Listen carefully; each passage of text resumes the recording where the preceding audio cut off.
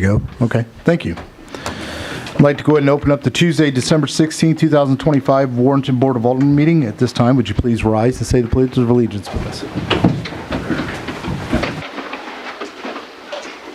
I pledge allegiance to the flag of the United States of America and to the republic for which it stands, one nation, under God, indivisible, with liberty and justice for all. All right, next we'll have the public hearing. Do you want me to go over those? You want me to go over those, or are you going to? Okay. She's going to do that.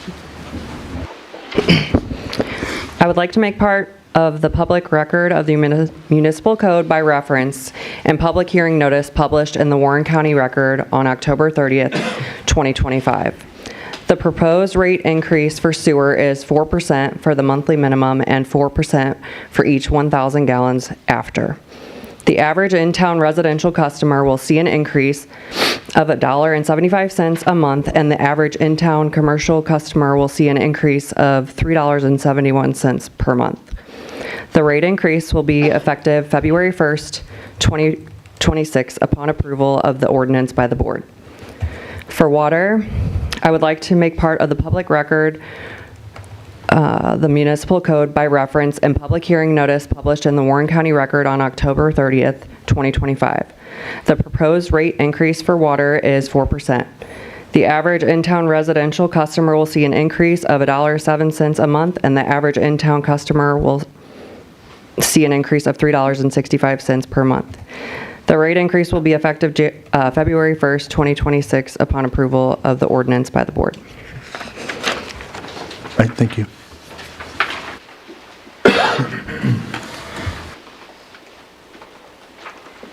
This time it's open to the public to come up and speak about. Regarding that topic. Right. Anyone like to speak on both those topics?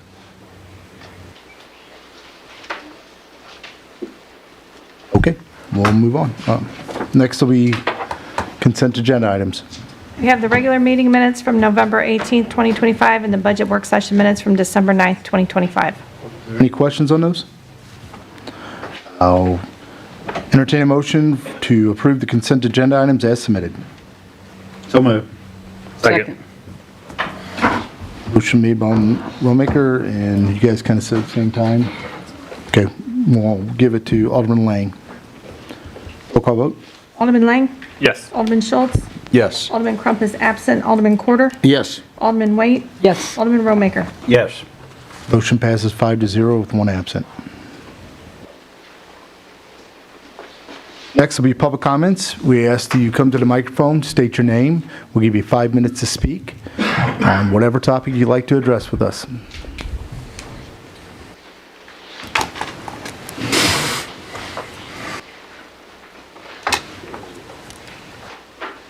My name is Josh Chandler. I'd like to talk about Bill 6525 on the docket for review tonight. Kind of looking at some of the language in this, I think it probably needs to be adjusted. Section E, paragraph 3, is reference to testing of standby generators. If the city's going to be requiring that, it would really make more sense to include the fuel storage area for that quarterly testing. Excuse me. Section F, paragraph 2, subparagraph A, is about the sound control. The city is breaking out the sound restrictions based on how property is used for residential purposes as well as commercial industrial. It would really make more sense to revise that wording to say property adjacent to residential lots, since the lot line is where the concern is, and different zoning classes abut. Any lot may abut a different zoning class, so it would make sense to break those out separately. In addition, in the interest of being good neighbors, the city should consider the lots abutting unincorporated county lots as rural property, and the people that choose to live there, one of the components would be reduced sound levels. So maybe a lower decibel restriction for those lots.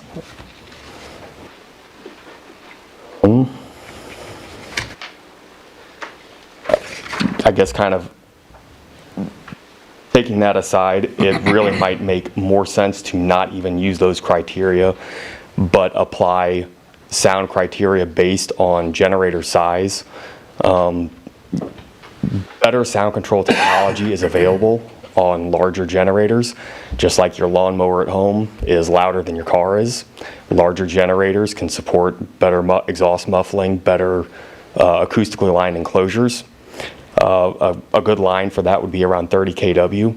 30 kW and larger, there's no reason why they couldn't be expected to comply with 55 decibels at any property line. And under 30 kW, some other decibel allowance, 60 decibels is reasonable. That's it. Before you go, back on that E, can you go over that again, please? Your first one? Was that The first one you brought up, can you go over that again? because that's referring to maintaining No, I mean, logs and Can you go inspection? over the whole thing again? I didn't write Whole down what thing. you said, that's why I'm trying to write it down. On the fuel? Yeah. Yeah, about the, But because that section is about maintaining logs and minimum inspection requirements for the generators, well, one, that's like the city making you inspect your dishwasher instead of where the waste is going or the product of concern, that it would make sense to add the fuel storage to that minimum inspection requirement and maintaining those logs. fuel storage area. Okay. That's all I needed. Okay. I didn't have a chance to scribble it down first, so appreciate it. Josh. All right, thank you.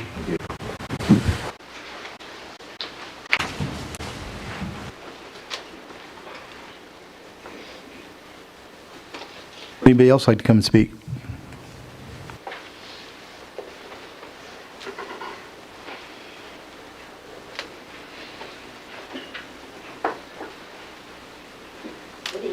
Good evening. Cheryl Roberts, Long Hill Road for Leo Lane. Again, I'm speaking on the annexation and rezoning.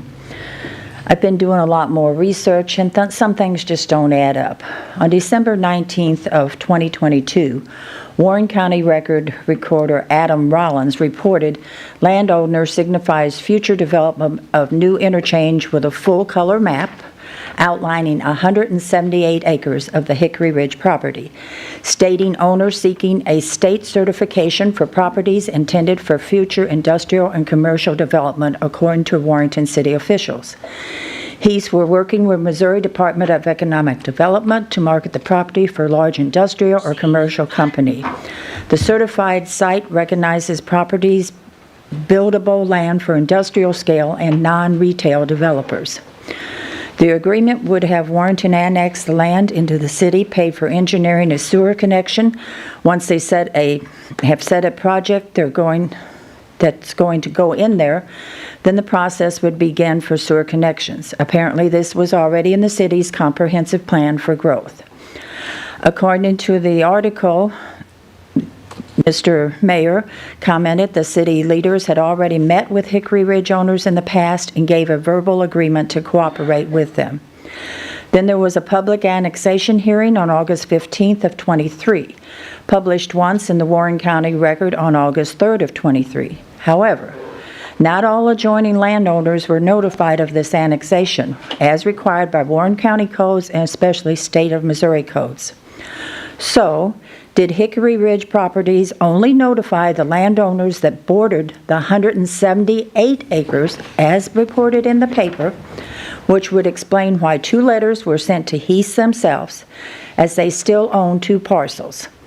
And then property was proposed for rezoning at the P&Z meeting on April 4th of 24 in the acreage of 337.17 acres, and that's what was rezoned and annexed in. So that would explain why, when I called for an out-of-state car trespassing on my property, why neither the city or county seemed to know who was actually protecting the adjoining property, and would help to explain why there was a 2-hour response time and nothing really resolved. No one knew that back property had been annexed into the city. So why I agree we definitely need ordinances in place, But does relying on a conditional use permits to protect our city and county residents really work? And if things haven't been done by code before, why should we expect they will be now? Again, as I have stated before, I do not believe the annexation and rezoning were done properly and legally, and definitely need reevaluated before this site can be developed. Thank you. Thank you. Thank you.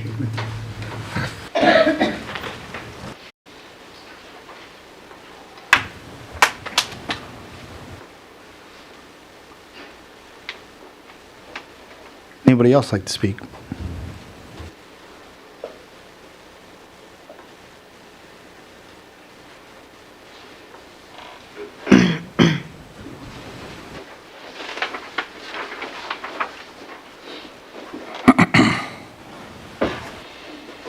Hi, I'm Anna Farrar. I live off of 5th Street. Normally, I like to have something typed out so there can be a constructive back and forth. I think today I have two major questions and just a brief comment. First, I'll start with the question as it relates to what's going on tonight. The contract with the Greater Warren County Economic Development Council, the way it's written and the way I understand how they function, I have some questions. Mainly, and I think what would create the most clarification, would be if you could give up some sort of deliverable. You know, we pay them that annual fee. What is it for? So tangibly, other than economic development and bringing this and that in coordination and whatnot, what kind of deliverables can you bring the taxpayers to tell us what they do? And furthermore, is it for services rendered, or is the allotted payment so that you can buy into the Economic Development Council by ways of having two members on the council? So that would be the clarification.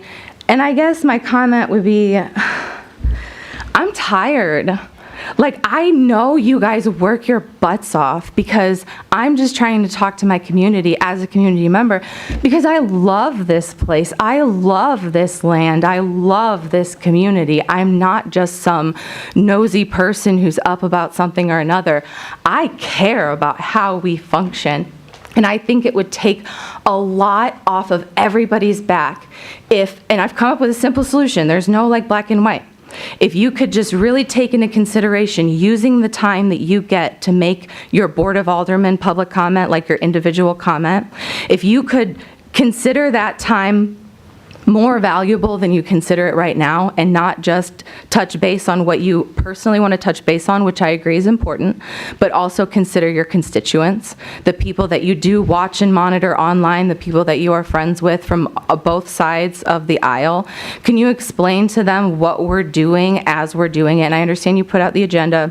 I understand to a certain extent it should be common knowledge, but a lot of my community, it's not just fear-mongering, like they're genuinely afraid for what the future brings. And every time we pass a budget and every time we drastically change the wastewater and the water infrastructure, we're changing the landscape of what happens in the future without explaining it to the constituents. And it's exhausting.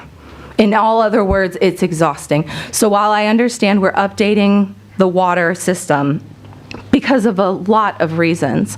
One of those reasons is the industrial and manufacturing and the expansion of the economic sector, let's call it that, of Warrenton, not only for this Warren County Industrial Park North that we're discussing, but for other properties that haven't been disclosed as well.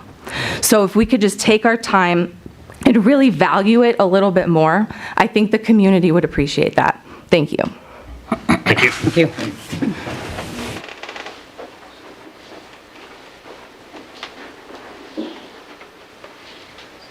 Is there anyone else like to speak? Sure.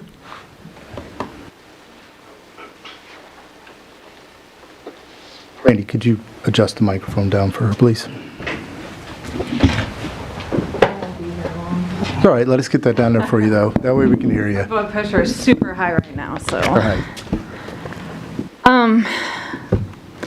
I just want to make sure that the email that you guys have on the website actually belong to who they are, so I'm not sending these emails into the abyss. Like, just acknowledge a receipt, even if you don't feel comfortable answering it or don't want to answer it, that's cool. But I just want to make sure that I'm not wasting my time and whoever's on the other end of those. Now, I can tell you on my perspective, just so you know, got my email fixed today. I didn't have a chance to answer you, Okay. but I am planning on trying to attend the your town hall meeting. Awesome. So And I appreciate that- the invite. Yeah. That was the other thing that I brought up, because I don't know who I reached and who I didn't reach, and I would want to make sure anybody, I mean, this involves everybody, so it's not just limited, and it is going to be a much more respectful environment, because there are legitimate questions that people want answered, legitimate concerns. And I'm not talking about legality of annexations and stuff like that. Just, are you aware of this? We have found this. Will you look into this? We have, the person that is hosting it is actually a scientist by trade, so highly involved in the environmental stuff. She's bringing in a lot of resources. This is not a political thing in any sort of way. Just to make that clear, because again, how many of you saw me before this nightmare happened? Like, I want no part of the spotlight or coming up here, and I was healthy 5 years ago, and even then I don't want any part of that.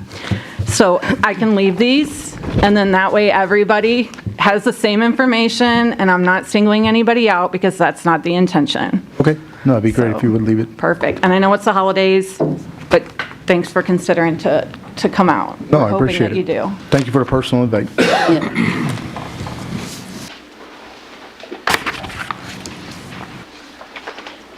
My email is down. Now I have to update all that, and I should have called John today and forgot.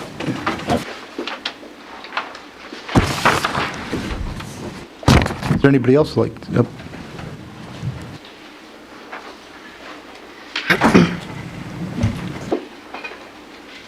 You don't mind bringing the mic back up? I'd appreciate it. Thank you. Thank you. Good evening, Mr. Mayor. I'm sorry, Raymond Bergeron, 21998 Licks Road. Good evening, Mr. Mayor and Alderman members. Just a couple of things. I come up here every time. We're old friends by now. A couple of things. I went to the zoning and planning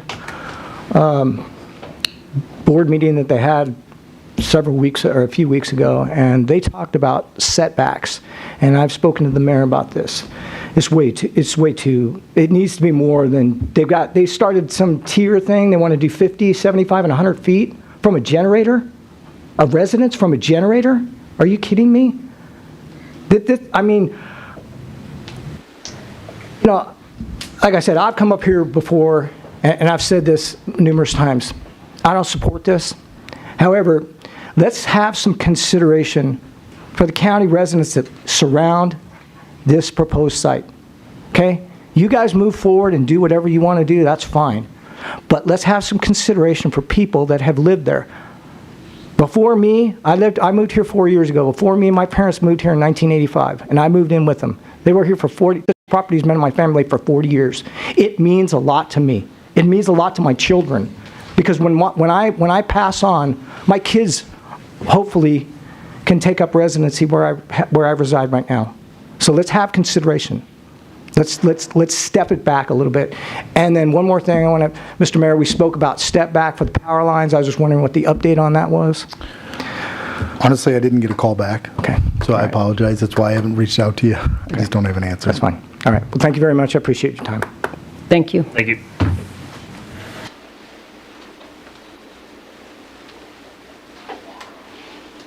Anybody else?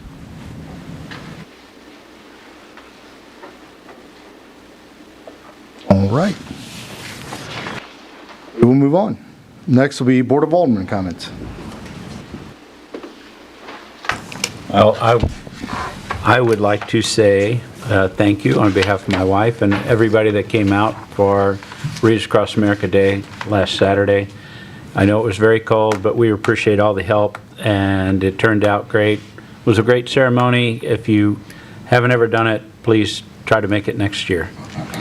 And Merry Christmas to everybody. Thank you, Roger. Anybody else?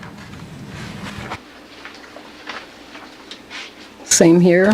I hope everybody enjoys their holidays and has a blessed and fruitful new year.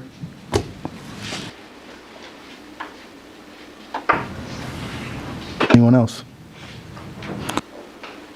All right, move on to mayor's comments. I've got a lot to cover, but at the same time, I do want to just briefly say I do think kind of resounded, maybe not on the same level as what the two ladies that came up and spoke were, but I think some of this has gotten out of hand on both sides.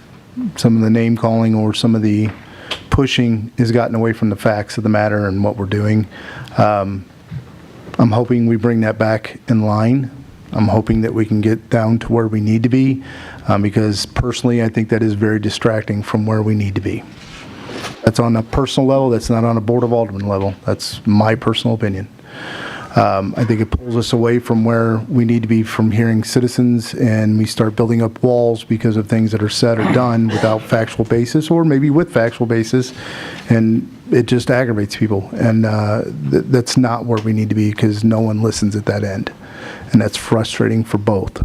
And I think it just does if it does anything, it draws us further apart from where we need to be. So that's my 2 cents on it. But from there, I will go into the appointments. Board and commission appointments. The building board, a 2-year term appointed Brad Bruzy Cruz, reappointment of Gary Scott and Rich Brigginjohn. Planning and zoning, 4-year term, reappointment of Rich Barton and Damian Frederick. The Board of Adjustment, 5-year term for reappointment of Rich Barton. The Tourism Commission, reappointment of Lindsay DeGraff, and appointment of Stacy Blondin for a 3-year term, and appointment of Kim Berry for a 2-year term. Any questions on those? Yes, I do. Sure. So, for clarification, when somebody is at the end of their term and do they have to reapply to be on tourism or planning and zoning? If we don't have anybody else that's entered in or said they would like to come in, we ask them, and if they want to go on, we usually let them go on. Can we make it where if they're coming to the end of their term, we can open it up for them to be a candidate? Sure, we can. And post it out to people where we can get other people, if they're interested, they can apply. So it's a fair chance for it. So we could post it, I guess. I understand what you're saying, and I believe we can. I think some of the aggravation is it's been said many times about the openings that were open, and no one has applied in any of those. Yeah. So I get the frustration, I get everything else, but when we're not having people apply, that's just as frustrating on our end. It is. That we don't have anybody applying. And people say, well, I've been criticized face-to-face with people that have asked, well, why isn't it posted? Why isn't it this? Okay, I get it. It is posted in certain places. You want it posted more. I understand that. But we still don't have people applying, no matter how much we put it out there. But I go to the tourism, which I even asked Roger on this. We didn't know that there was even going to be an opening for anybody. For the opening on it? Yeah. I mean, there again, I don't mind it. We weren't aware. He wasn't aware, and he's representative to that board. So, Brandy, maybe it's a better question for you. So, when are these appointments posted, and where and how often before this actually comes up? So in the past, what we have done is if they are willing to do a reappointment, we appoint them. If there becomes an opening where they leave the board, we obviously post that. Tourism is a very niche You got to fit a certain board, criteria. so you can't we can put it out there, but the chances of them fitting the criteria, there's a very specific state statute criteria that you have to meet in order to be on that board. Are we posting that as well, what that criteria is, so other people do have an in opportunity? the front lobby. We usually post it in the front lobby of the city hall. I think it needs to be on our website. I didn't go into City Hall for 2 years. And it can be. The thing is with the Tourism Commission particularly, I'll take one for instance. It has to be a hotel owner or someone in management at a hotel. It cannot be anybody else but that. Right. So there are very specific things in that only tourism. So I do want people to understand it's not just a roundabout, anybody else can be in there. But I think if we post it online with the criteria, if we get another candidate, great. If we don't, I don't have we're an in the issue same doing spot that. we're in right now. I don't have an issue I doing have that. a question. So every person on the tourism committee, other than a board member, is a hotel No, I said. manager? No, that's not just what I one of the said. I spots. said it's one That's spot. just one spot. If you go on the Just one spot website, of the it'll have spots like of what their tourism, representative but It's of. detailed like that. You have to fit a certain criteria within it. Okay, well, I think we should definitely put it on our website and post what that criteria is so people would know. But I think it's better that we post it and people have the opportunity, if they do fit the criteria, that want to support that and be on that committee. It just makes it a fair chance for anybody that does meet that criteria of the bill. I don't have an issue with it being posted on our website. And I the don't same think with anybody on like the somebody board that's does. coming to the end of their term on P and Z, the bill open that back up. So it's not just reappointing the same person for 20, 30 years. If we have anybody that's been on there that long, we open it up for other people to have that opportunity. Well, if we get more than that, I'd like to go back to a vetting process. If we I ever, agree. if we ever should. got if that. If we can advertise it and we get more applicants, we should go back to a vetting. And at that point, we should look into how we vet them. I agree. Thank you. So any other questions on that? No. All right, I'll entertain a motion to approve the mayor's appointments. So moved. Motion made by Alderman Schultz, seconded by Alderman Corder. Roll call vote. Alderman Schultz? Yes. Alderman Corder? Yes. Alderman Waite? Abstain. Alderman Romaker? Yes. Alderman Lang? Yes. Motion passes 4-0 with one abstaining, one absent. All right. Next will be the Agape Annual Service request. Michelle, oh, it's not Michelle tonight. I'm so sorry. No, you're fine. Good evening, Mr. Mayor and board members, and thank you for allowing me a few moments to speak. Most of you know me. My name is Frankie Schwartz. I'm the immediate past president of the Board of Agape, and I've been on the board for a number of years. I volunteer at the food pantry, and I bring apologies from Michelle. Her dad had an emergency 5-hour open heart surgery this afternoon. Not good. I got word about an hour ago that he was in recovery, Good. but the next couple of days are going to be critical. So keep her in your thoughts, if you would. She's an only child, so she needs to be with her dad, for sure. Oh, yeah. So thank you for understanding. I told her I knew you would, and I'm sorry that you have to listen to me instead.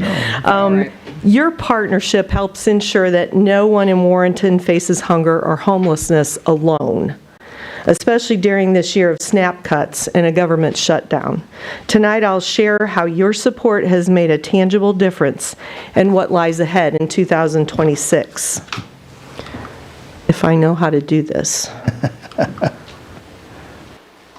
What do I have to do to get it If to? not, luckily we have the whiz here. Okay, thank you. I'm sorry. You're fine. Turn on. It's all right. Okay, thank you so much. Agape remains the county's most comprehensive human services agency, the first call for families in crisis.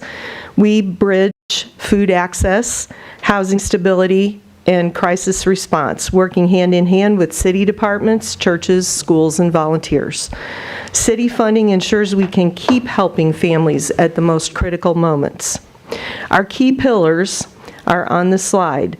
Food assistance. Our cornerstone service remains our client choice food pantry. Housing. Assisting families experiencing homelessness or at high risk of losing their stable housing. JobStar. This is our job training program for people who need more assistance to be successful in the workplace. Family stability. When we help families become stable, we make it so they can go to work, kids can go to school, and the family can thrive. Resources. Agape serves as a connection point between the families we serve and other agencies and resources. Yay, it worked. This year we saw record-breaking demand at our pantry, an average of 400 new people each month. I work the front desk, so I can attest to that because I am always registering new families. We served over 6,000 visits and distributed over 500,000 pounds of food. Behind these numbers are real people, working parents, seniors, veterans, and children, all struggling to make ends meet. Support from our donors, such as the city, allows Agape to keep our shelves stocked when others cannot.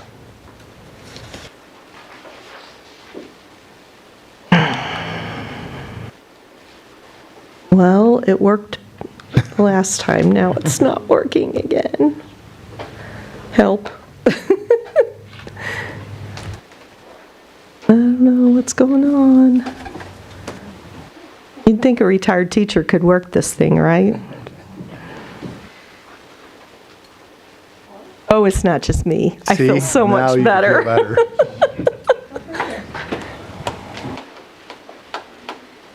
Tech support. Again. There we go. Okay. Housing stability is a growing need. This year, we helped over 150 households avoid eviction or utility shutoffs. Dozens more avoided homelessness entirely through emergency shelter. We're committed to working with all entities to help develop a community-wide solution to this growing issue. Every dollar invested here protects local families from crisis, keeping children in school and parents at work. Yes. The Emergency Weather Response Network is a tri-county effort to protect people's lives in freezing temperatures. This year, the shelter is located at Emmanuel United Church of Christ in Wright City, and it opens when the temperature drops below 20 degrees. Looking forward to 2026, Agape will expand our reach with a mobile food pantry, taking food directly to those who can't reach us. It's designed for seniors, homebound individuals, and families in rural areas without transportation. Our proposed locations are listed on this slide, although this is not a finalized list. This is innovation born from community need, and we're proud to be able to answer that need. Our Share a Christmas program, which is going on right now, well, not tonight, but during the next couple of days and all day today, embodies the heart of Agape. This year, nearly 1,000 local children will have gifts to open on Christmas morning, thanks to that program. All day today, we've been helping parents pick out Christmas gifts for their kids. We will continue tomorrow and Thursday. These are some of the most fun days of the year to be at Agape. That's what your investment makes possible, not just relief, but joy.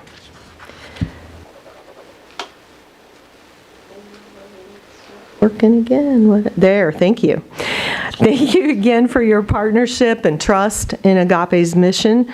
We're requesting renewal of our $25,000 service contract for fiscal year 2026.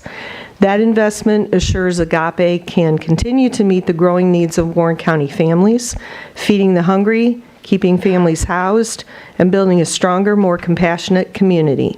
Thank you for believing in this mission and for standing with us every step of the way. Can I answer any questions? Yes, so you said the warming shelter opens when it gets 20 degrees and Yes. below. Pardon me? Oh, 20 degrees and below, that's when the warming yes, yes. How, as a community, can we help when it's just above that threshold? When it's cold, people are still freezing outside. What, as a community, how can we help out of that situation? That's definitely a place where resources are needed. It takes volunteers or someone to operate a shelter like that. Although it's housed at the church in Wright City, there are other people helping volunteer to staff that when needed, but resources are limited. And if they got enough volunteers, would they bump that up to like 32 degrees, or is it pretty hard set at 20? The 20 degrees, I believe, is set by the group that puts out that alert that comes out of St. Charles County. Okay. So That that's, out is CIC. yes, so that's not really something that we, that the EWR, the Emergency Weather Response Okay. Group, is actually who puts that alert out. So it's not something we have a lot of control over, although I don't disagree with you that more shelter when things are not quite so cold Right. would be definitely a plus. Now, what resources, like, we're talking about the cold aspect of it, but in the summertime when it's 90, 100, 110 degrees, what resources do we have for like a cooling shelter? So there are community resources, not through Agape, but I know people can go to the library, for instance, and some people go like into Walmart and wander around or something like that. There are some places, but we haven't been involved in anything like Okay. that. So I have a question for you. Yes. So obviously, we are all well aware we have a homeless issue here. Yes, ma'am. So for those of them that do not have vehicles or transportation, do you have any kind of resources in order to aid them to get them to Wright City? Yes. Okay. The EWR provides a way for them to get, it's sort of like an Uber. They have some volunteers who are willing to go out and pick people up, and there's a number for those persons to call if they need transportation. How many people do they typically see up there? I don't know what the numbers have been this year. I know last year, sometimes it was 2 people. Sometimes it might have been as many as 8, I believe. That was probably the largest number we saw. A lot of people, honestly, if it gets that cold or almost that cold, can find a couch for that night. Someone will have pity on them and let them sleep in their house for a night or 2. But there are some who just don't have any connections like that. We don't have any, other than Wright City, we don't have any local churches or anything in town here that are willing to accommodate? Not as far as I know. Last year, we housed this program at the Mary Lou Center here in Truesdale. But this year, the church offered to do it there, and so that's where it is for this year. Thank you so much for everything that you do. Thank Now, you. Are you guys taking donations for like hot hands, winter socks and all that? We take donations all the time for I know. everything. Come on, Brandon. I know, but I want to get it put out to everybody, like, what you guys need to combat the cold weather. Sure, any of those things are fine and could come to the food pantry. Okay. And we're heavily involved in sending things to the shelter.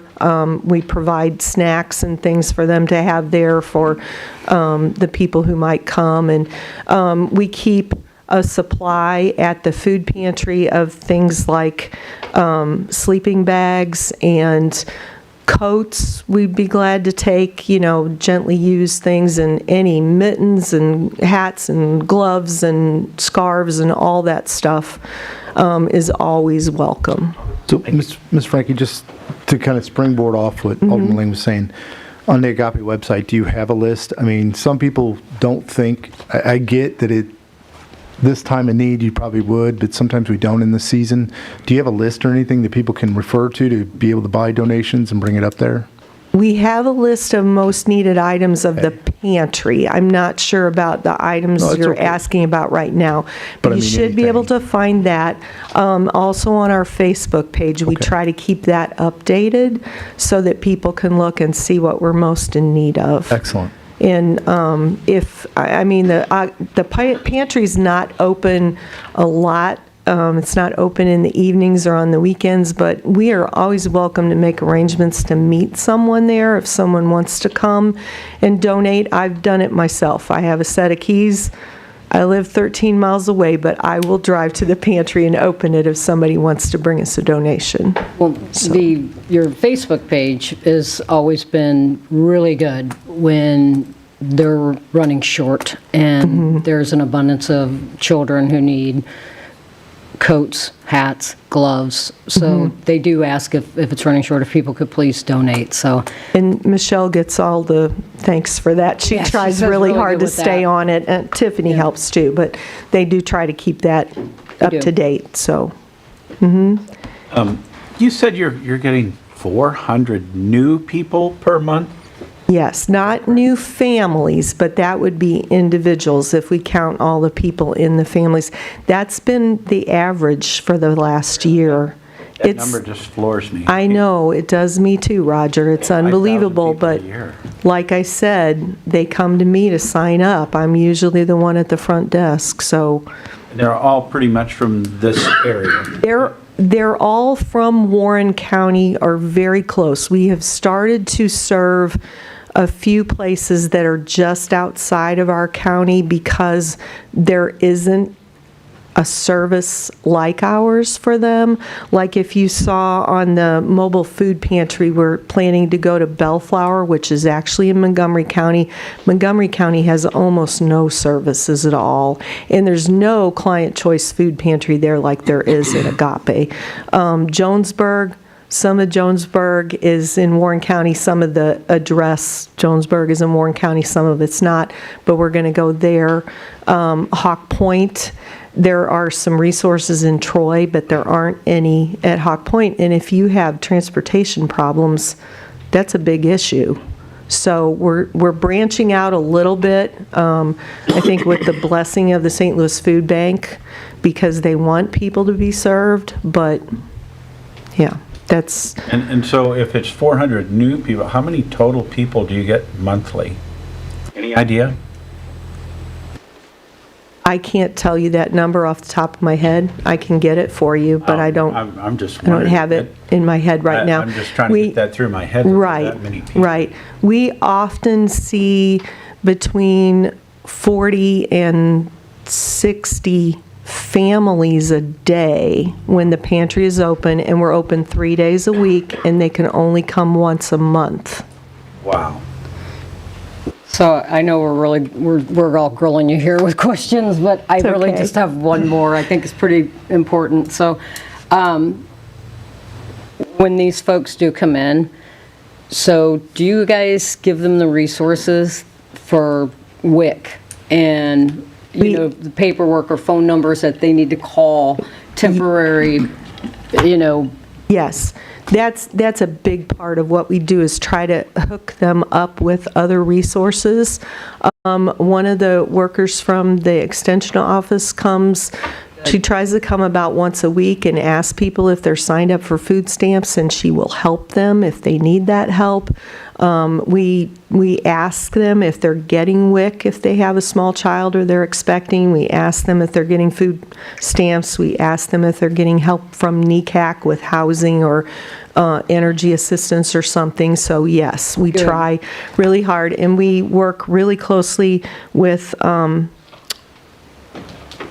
a group that knows about all of the agencies in Warren, Lincoln, and St. Charles counties.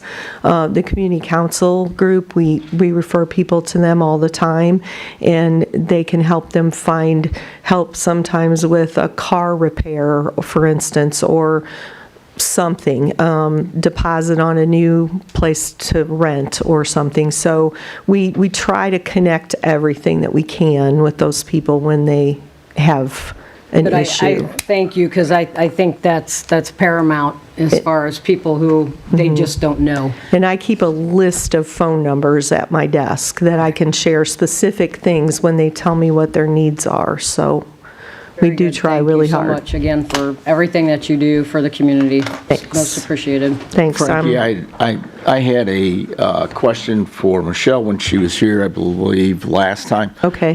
Working with the local grocery stores, where if we were there buying our groceries, that we could pay for things off the shelf and just leave them at the grocery store, and then Agape pick them up.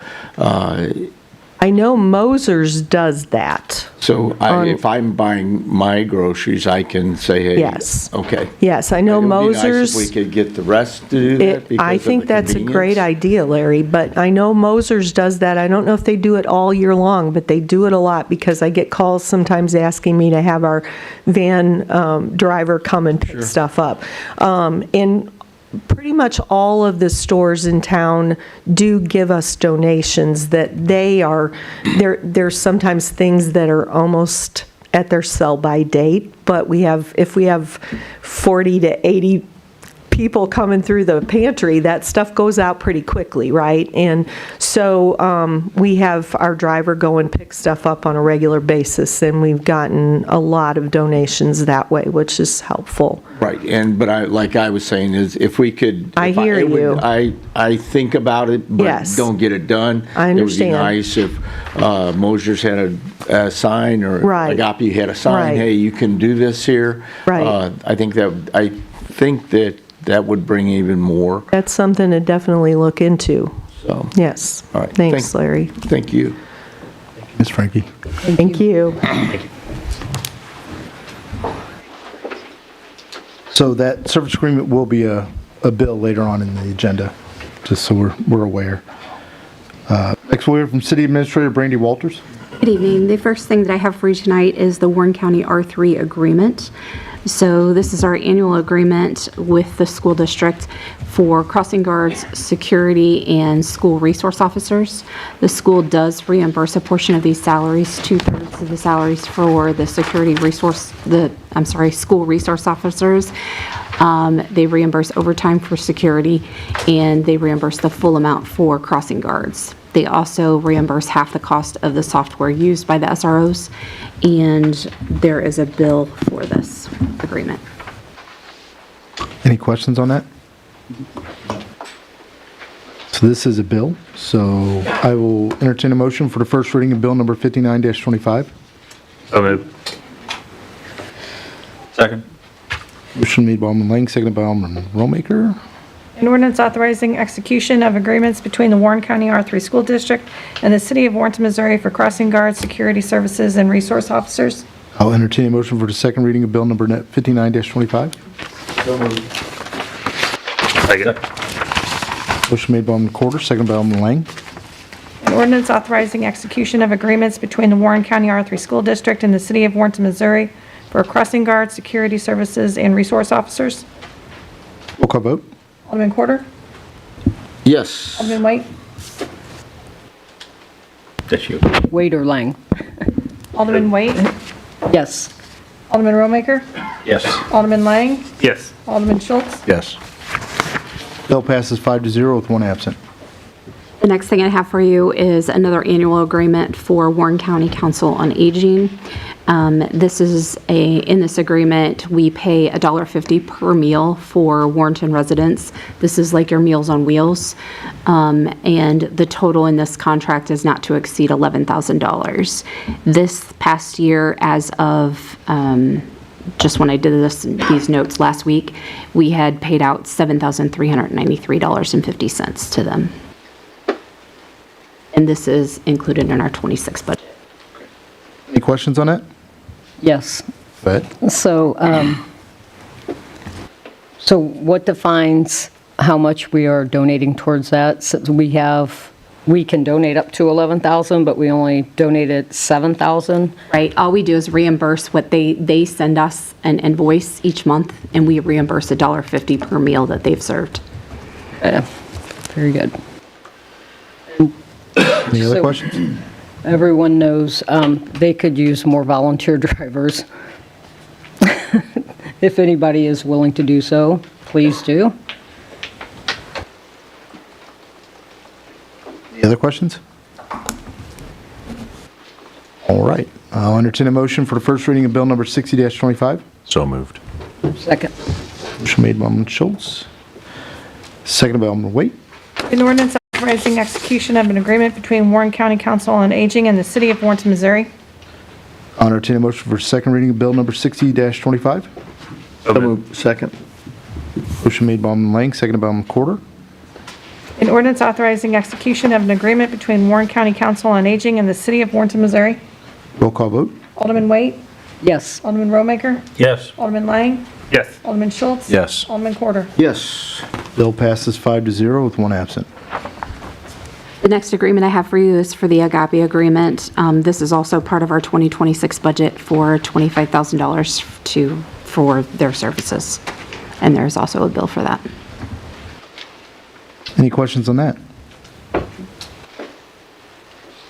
All right, I'll entertain a motion for the first reading of Bill number 61-25. So moved. Second. Motion made by Alderman Schultz, seconded by Alderman Lang. An ordinance authorizing execution of an agreement between Agape Community Outreach and the City of Warrenton, Missouri. I'll entertain a motion for the second reading of Bill number 61-25. So moved. Second. Which I'm going to let you guys decide to say it at the same time. Yeah, you can have it. Motion made by Alderman Rollmaker, seconded by Alderman Corder. An ordinance authorizing execution of an agreement between Agape Community Outreach and the City of Warrenton, Missouri. Roll call vote. Alderman Romaker. Yes. Alderman Lang. Yes. Alderman Schultz. Yes. Alderman Corder. Yes. Alderman Wade. Yes. Bill passes 5-0 with one absent. And the final annual agreement I have for you is with Greater Warren County Economic Development Council. And this is the agreement that we have with them where they provide economic development services and actively recruit businesses to the community. This is a $22,500 cost, and it was also included in the 2026 budget. Any questions on that? Yeah. Just the same amount we paid previously? Yes, sir. It's no increase, no decrease? Okay. So what do they do to support the businesses that they bring here? Or do they just bring businesses to Warrenton? They bring businesses to Warrenton. I think they work through just the process with them to get Okay. them here. But beyond that, once they're open, I don't know. Okay. Do we have like a list, or do we know, like, can we put it out like what businesses that they have brought to Warrenton? I can get that, yes. Just off the top of your head, do you know what that is since we have employed them? To Warrenton or Warren, well, I know there's some Warrenton City. to So they Warrenton. brought, Rule King was one of the businesses they did bring to help support. They have brought several businesses that decided not to come into town, but that we've met with in the past. I could mention ConAgra and a couple other ones. Okay. So, I just think it's important for us to like put that out there, what they have done for us. No, I was actually going to springboard off of what Ms. Farrar said, and I think it needs to be known, we did try and do two economic development personnel within the city. We were paying insurance and what be it and salary. It wasn't working out very well. Okay. The connections weren't there, even though we tried to line up. Not going to say whose fault it was or what be it, but it just wasn't working very well. Since then, we've had a lot more interest in different things since we've gone with them. so have we explored other avenues for consultants for economic development growth? I don't believe I'm we aware have. of, not since because we did have it in-house. And like the mayor said, that didn't work out, so So how did we just with them. ended up with this group here? We didn't like advertise or anything like that, or do any research as far as any other consultant firms go? As far as I know, there is nobody else. There's, I'm sure lots of them. This is It doesn't a have local to be group. in Warrenton, because, I mean, this group is not actually, the Economic Committee is, but isn't it owned by Marks Nielsen? No, it's not. Is who employs No, they employed them to come in and do consulting for them, for us? for the whole group, not just for us. So we haven't looked at or entertained any other companies that do this. We haven't. Maybe we should do that, and kind of open the doors up a little bit and see what else is out there. It does work for just Warren County, or the city of Warrington? Is opening up for that, Alderman Wade? Is that what you're looking for? Well, what I'm saying is, we're opening up the doors here, and let's go out and look and see if there's any other companies that actually do this. Right, but that you're we talking may like they would employ. represent the city of Warrenton. not- Sure, sure, We'd have to look at how much that's gonna cost. exactly. That's it- what we're doing now. I mean, Yeah. we're paying a consultant fee. So, and it's the same way if you're looking for any kind of contractor. You're- I mean, that's gonna take some time to do that Sure. research, so I don't think that'd be on this budget. That's why I asked if we had done that. Right, So, but I don't think that's gonna be on this budget, that might be on like next year, like I doing the think, research I throughout the think year. we need to keep this as an open discussion. I mean, obviously, Well, I yeah, think of course. we're kind of stuck right now, but I think we need to explore that avenue. I don't have a problem with doing research and Yeah. seeing if there's Which is different why it was a avenues for good that. question on what business have they actually, Yeah. Well, I think You know, people, brought it's here. important for people to see what they've done for us, right, since it is, we do pay them every year Mm-hmm. to do it. I agree. Okay, thank you, And Brittany. I think it's notable that they've assisted in a lot of other areas too. There again, whether you think it's positive or negative, they're there to assist no matter what and walk people through the steps that a lot of people shy away from. So it does help some businesses get through that. And it's not just in our area, it's within Warren County and Montgomery County, so. Any questions on the ordinance for the agreement with Greater Warren County Economic Development Committee? All right, I'll entertain a motion for the first reading of Bill number 62-25. So moved. Like, Motion made by Alderman Quarter. I'll let you two decide. Go ahead, Lane. Second by Alderman Lang. An ordinance authorizing the mayor to execute a service agreement between the city of Warrenton, Missouri and the Greater Warren County Economic Development Council. I'll entertain a motion for the second reading of Bill number 62-25. So moved. Second. Motion made by Alderman Schultz, seconded by Alderman Romaker. An ordinance authorizing the mayor to execute a service agreement between the city of Warrenton, Missouri and the Greater Warren County Economic Development Council. Roll call vote? Alderman Lang. yes. Alderman Schultz. Yes. Alderman Quarter. Yes. Alderman Wade. No, Alderman Romaker. Yes. Bill passes 4-1 with one absent. And just one more thing is just dates to remember is the City Hall will be closed for the Christmas holiday next week, Wednesday, Thursday, and Friday. And then P&Z meeting is on January 8th at 6 p.m. at the high school. And January 20th is the Board of Alderman meeting at 6 p.m. also at the high school. Go through with the first one, planning and zoning. It's January 8th. Great. So it's not the first Thursday of the month. It's the second Thursday. you said that was 6 o'clock, Yes. January 8th, just to be clear, 6 o'clock, high school? Yes, that's planning That's and planning zoning. and zoning. And that's gonna be videoed and Zoom, right? We have worked all the kinks out on that, right? Yes. Thank you. Awesome. Wanted to make sure of that. I know we were kind of held up on that last time, right? Or last time we talked about it. Good. That's all I have for you. Thank you. And the Alderman meeting was at the high school, January what? Just 20th 20th Clarity? at at 6 6 o'clock. PM.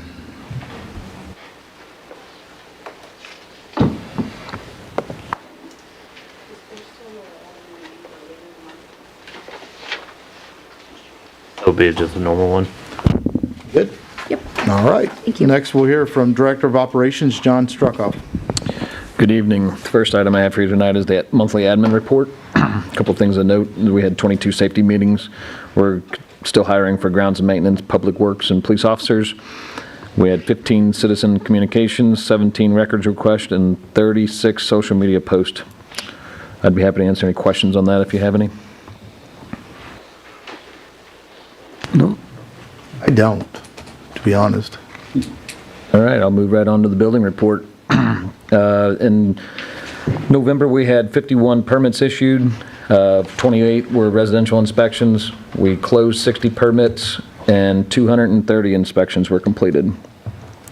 Couple items, other items to note is Ivy League and ELS continue to build single-family homes in in Woodland Heights. Rouse is busy building in Pinckney Ridge and Walnut Hollow. Dynamic Contracting is continuing to build in a Park Hill subdivision, which Phase 1 is nearing completion. ELS is also building multiple buildings at the Parkview subdivision and nearing completion of the multifamily section of Creekside Development. MH Thornton Homes is nearing completion of their display home, and their second home is coming along nicely. The rest of their plans have also been approved for building permit, and we're just waiting applications for those coming up in the near future. Steve Thomas Custom Homes has 2 home plans approved for permits and are awaiting the final application documents, so they'll be starting very soon. The multifamily development off of Wolf Road is very near completion. School construction is moving along very nicely with footings, foundations, flat work, and steel being constructed every day still, and much of the building is now under roof. And Hampton Inn is progressing very quickly if you haven't been by there. They're starting to put windows in, and we will start open wall inspections very soon, which will take quite a while. So I'd be happy to answer any questions as far as the building department's concerned. When is Hampton Inn expected to be done? I don't have that date yet. I'll have it for you next meeting though. Okay. John, what's the total number of new builds in the city this year? Do you know that yet? New builds, commercial, residential, both? Oh, residential, I apologize. I'm sorry? Residential. I don't know that number off the top of my head. I could tell you how many permits have been issued, but I don't know, that wouldn't be a completed number. But I can get that for you for next meeting. If you would, please, I appreciate it. Any other questions? Go ahead, John. I have a third report for you this month, and that's the Public Works report. A couple items to note on that. They've completed multiple curb and street repairs in Andorra Estates, a water main valve repair at 47 in Lakeview, service leak replacement on Dryden, multiple curb box repairs, repaired an 8-inch lamp pole on Troy Road. They had 4 sewer backups, of all which were on the customer's side. Treatment plant is progressing very quickly. If you guys haven't been down there, I would suggest you're not driving down there in your personal vehicle. It's very muddy at this point because there's a lot of construction going on. So the Powell Street water main is nearing completion. They got in there and knocked that out pretty quick. The well and water tank project on the south gradient is progressing well. With the well is completed, the water main is about half done. Site work and well house is started and progressing nicely, and we're waiting on a little bit of a weather break to start the tank project. So I'd be happy to answer any questions from the Public Works side. I don't have any. I don't have any. All right, well, that brings me to my last item, and that is a change order for the Powell Street water main project from Keeley in the total of $28,110.99. I'd be happy to answer any questions on that as well. Is that just an overage? They weren't factoring in things come up? No, when they saw cut the street, because this water main was completely in the street, there's nothing out off of the street. They saw cut the street and there was unknown utilities in the way, so they had to move the water main to a different location, which required more saw cutting, more. I understand, yeah. More everything. So that's to cover the change in Additional cost. change in the location of the water main. Okay. Thanks, John. Any other questions? I'll entertain a motion to approve the change order number 1 for Keeley Construction for the Powell Street water main project in the amount of $28,110.99. So moved. Second. Motion made by Alderman Schultz, seconded by Alderman Lang. Roll call vote. Alderman Schultz? Yes. Alderman Quarter? Yes. Alderman White? Yes. Alderman Romaker? Yes. Alderman Lang? Yes. Motion passes 5-0 with 1 absent. I think that's all I got. Thank you. Thank you. Next, we'll hear from Finance Officer Megan Welder. Good evening, Mayor and Board. You have the October financials. So some of the revenue highlights, charges for services in the water and sewer fund, we are currently $103,000 below projection, which is mostly driven by lower industrial sewer revenue. However, interest income from investments has exceeded expectations, more than covering this shortfall. Other revenue in the general fund were about $70,000 over projection due to asset sales, TIF admin fee distribution, and a police equipment grant. The water and sewer fund were $120,000 above projections, primarily from a prior year grant receipt and sale of miscellaneous items. Licenses in the general fund $103,000 above projection due to the building permit issued for the new school construction. Some expense highlights. The executive department is $15,000 over budget due to attorney fees. However, over $21,000 remains for the rest of the year. Planning is under $13,000, largely from lower commissioner salary expenses and timing of insurance payments. Building department, $56,000 under budget, mainly due to salary-related savings. Parks, $19,000 over budget, spread across multiple expense categories. Street department, $51,000 under budget, driven by lower costs for snow removal supplies, fuel, and salary items. Salary savings will be offset by labor allocations from 2 water and sewer employees. In the sewer department, $51,000 over budget due to salary-related expenses, partially offset through the street, as I mentioned above, as well as higher equipment, maintenance, and utility costs. And that's it for the financials. So I'd be happy to answer any questions on those. I don't believe I have any. Anyone else? I'm good. Go ahead. The next item I have for you are the 2025 budget adjustments. In the general fund, we rebalanced 4 expense lines and freed up $8,000, allowing for us to make an additional donation to Agape. Water and sewer fund adjustment, we reallocated $28,180 from the Well 9 tower painting project to support the new water main on Powell Street. And the TIF allocation fund, the special allocation TIF fund adjustment, we updated the redemption payment, admin fees, and bond interest to match exact amounts processed by the trustee, ensuring our records and the trustees stay aligned. So these adjustments don't change the total fund budgets, they just ensure resources are aligned with the current needs and actual expenditures. Do you have any questions about the adjustments? I do not, but thank you for breaking a lot of this down. No problem. Okay, there's a bill for that. Is there any questions about any of that? I'll entertain a motion for the first reading of bill number 63-25. Second. Motion made by Alderman Schultz, seconded by Alderman Romaker. An ordinance amending the budget of the City of Warrenton, Missouri for fiscal year ending December 2025. I'll entertain a motion for the second reading of bill number 63-25. So moved. Second. Motion made by Alderman Quarter, seconded by Alderman Lang. An ordinance amending the budget of the City of Warrenton, Missouri for fiscal year ending December 2025. Roll call vote. Alderman White. Yes. Alderman Romaker. Yes. Alderman Lang. Yes. Alderman Schultz. Yes. Alderman Quarter. Yes. Motion passes 5-0, or bill passes 5-0 with 1 absent. Okay, the last item I have is the 2026 budget. The fiscal year 2026 budget reflects stable operating performance, strategic investment in infrastructure, and rising personnel and benefit costs. The total revenues are projected at $16.6 million, with $11.3 million in operating expenses across all funds. The water and sewer fund revenues are projected at $5.8 million, which includes a 4% rate increase. Operating expenses total just over $1 million, with $1.272 million in capital expenditures. These capital costs include 2 major projects, the wastewater treatment plant expansion and the new well and storage tank. The general fund is projected to generate just over $6 million in revenue, including a proposed 3% increase in sales tax and a 10% in personal property tax. Capital expenditures are budgeted at $680,000.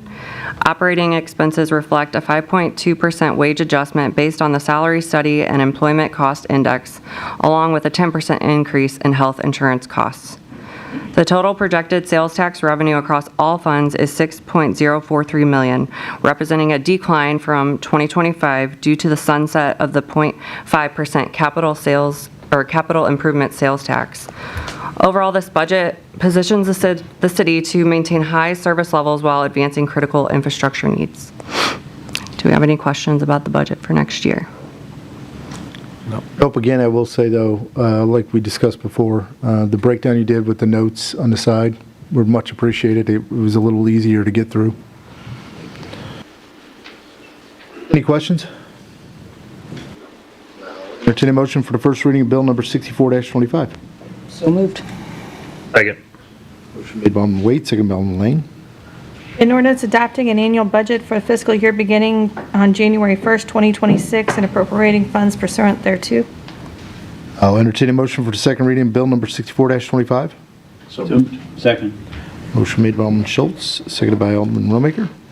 An ordinance adopting an annual budget for the fiscal year beginning on January 1st, 2026, and appropriating funds pursuant thereto. Roll call vote. Alderman Romaker? Yes. Alderman Lang? Yes. Alderman Schultz? Yes. Alderman Quarter? Yes. Alderman Wade? Yes. Bill passes 5-0 with one absent. All I've got. All right, thank you. Thank you. Next, we hear from Maintenance Director, Grounds and Maintenance Director, sorry, Justin Knoll. Good evening, Mayor and Board. You have our report for October. Just a couple highlights from October. We completed the parking lot expansion for parking lot A at the athletic complex. That's going to add about 85 new parking spaces to primary that first parking lot as you come up to the complex on the west side. But primary use is soccer, and it would be overflow for baseball tournaments. The Dyer Park tennis resurfacing project started, completed just in the first few weeks of November. That was a great need for the folks, and those pickleball courts and stuff turned out really nice if you guys haven't been over there. Had about 15 street light repairs. Many called in just right before Halloween and stuff as the daylight hours changed. We had 6 pavilion rentals, primarily at Dyer Park. And of course some current things we're working on.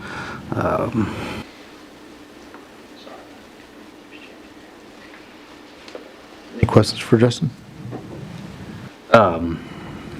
We recently had the boiler and stuff at the pool Yeah. temperature. Of course, if you guys had any questions. Yes, no, that was probably going to be one of the things we asked. So, how are we doing on that? So the water temperature is 78 degrees before we left today. Hopefully we're gaining about 4 to 5 degrees a day. That should be back up to normal operating temperatures by tomorrow midday or so everybody get back in the swing of things. It was quite a bit longer than expected to receive the boilers that we had ordered. Then of course there's a couple little issues with the installation as far as water flow going through the new plumbing.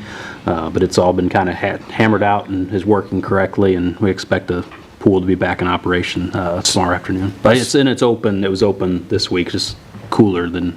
I was just say with that, was that mostly just the replumbing issue? Yes, it just took a couple extra days. That's fine. We had to add the old water pump back into the system to keep good flow, so the system wouldn't overheat, of course. And we had to kind of custom make a part for that. So I say that's fine. I'm not really the one going up there and using it as much, so I shouldn't say that. Yeah. But So did we add an additional boiler then? There's two 300,000 BTU units running side by side. Is that just so it kind of helps the other one out, assists that? Or is it for the water so they're a little bit temperature? smaller than the original boiler. So of course they're working in tandem, but for future, as we get to that 5-7 year mark, as we come into another replacement, we hope to just be able to pull one out, keep the other one in operation, and maintain water temperature while the other one's replaced, so we don't It's a have this great idea. downtime again. Yeah, thanks for all you guys have done with that. I know that, it was kind of tough going, Sure. for a while. Yeah, it was really unexpected. Yeah, it was. any other questions for Justin? Thank you, sir. Next, we'll hear from Chief of Police Larry Ellard. Good evening, Mayor. The only item I have for you on the agenda tonight is my monthly report. If you don't have any questions on that, I have something I'd like to read to the board. Sure. I received a letter from Lieutenant Hanner, who's requesting to formally commend several officers. The first would be Scott Taylor from the Truesdale Police Department. The second would be Sergeant Stonebarger from our department, as well as Officer Pape, Officer Fells, and Officer Chase. They're all the SROs for Truesdale and Warrenton schools. I've been advised that through countless hours in planning and organization and fundraising, these officers helped to ensure that 65 families facing hardship would experience the joy and warmth of the holiday season. They did this through the Shop of the Cop program. It's my understanding that they raised over $20,000 to do this. So I'm going to have something more formal for you guys coming up, but in this meeting before the holidays, I wanted to get it out there that, and especially to thank the businesses and the individuals who also donated their time and especially their money to this program. I can't say enough about like this. It's baffling how much money they raised and how many people they've been able to help out this Christmas. So trying to get that out there now. I'll have something more for you, pictures, the whole 9 yards, some more definite numbers coming up the next time I get to speak. So when we do that, can you add maybe having them attend? It'd be nice to recognize them personally. Absolutely. Thank you.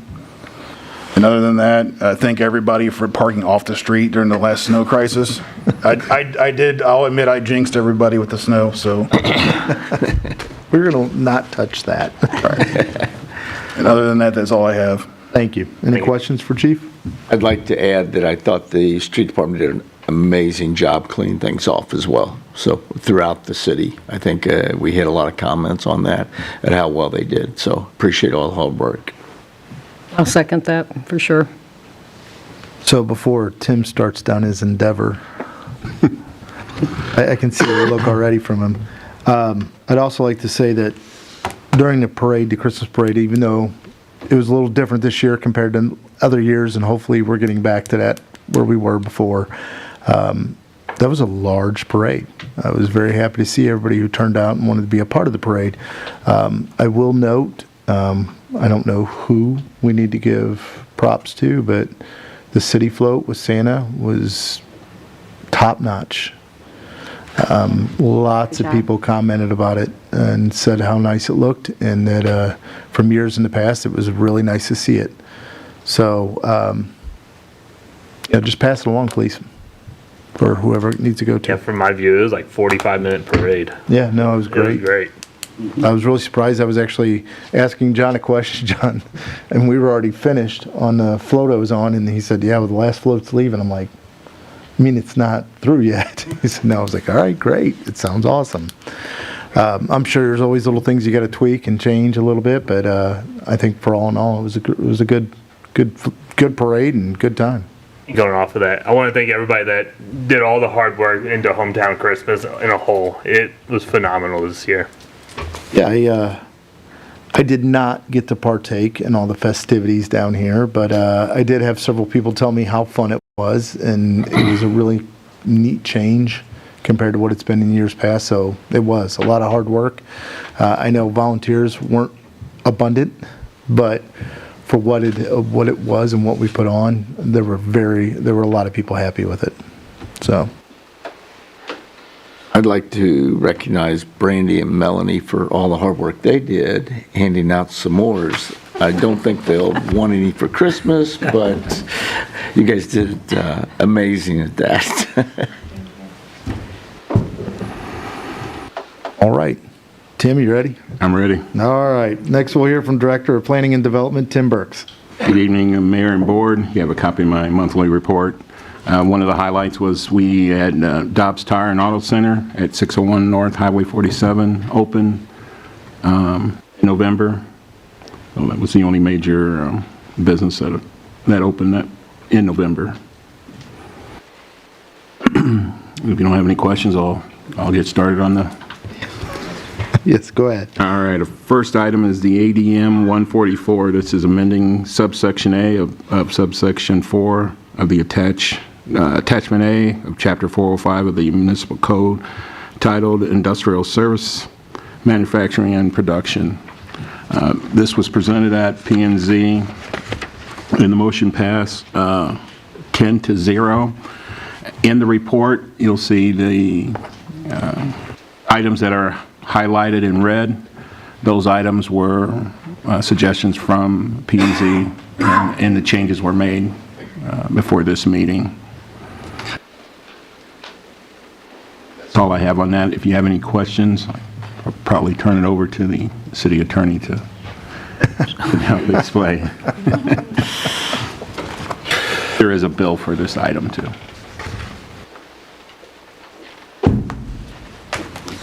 So there was nothing on decibel on there? Or that I saw? Or did I just overlook it when it went through pretty quick? In the revised bill from the Planning and Zoning Commission, there are sound level decibel requirements. Or a distance? Correct. Okay.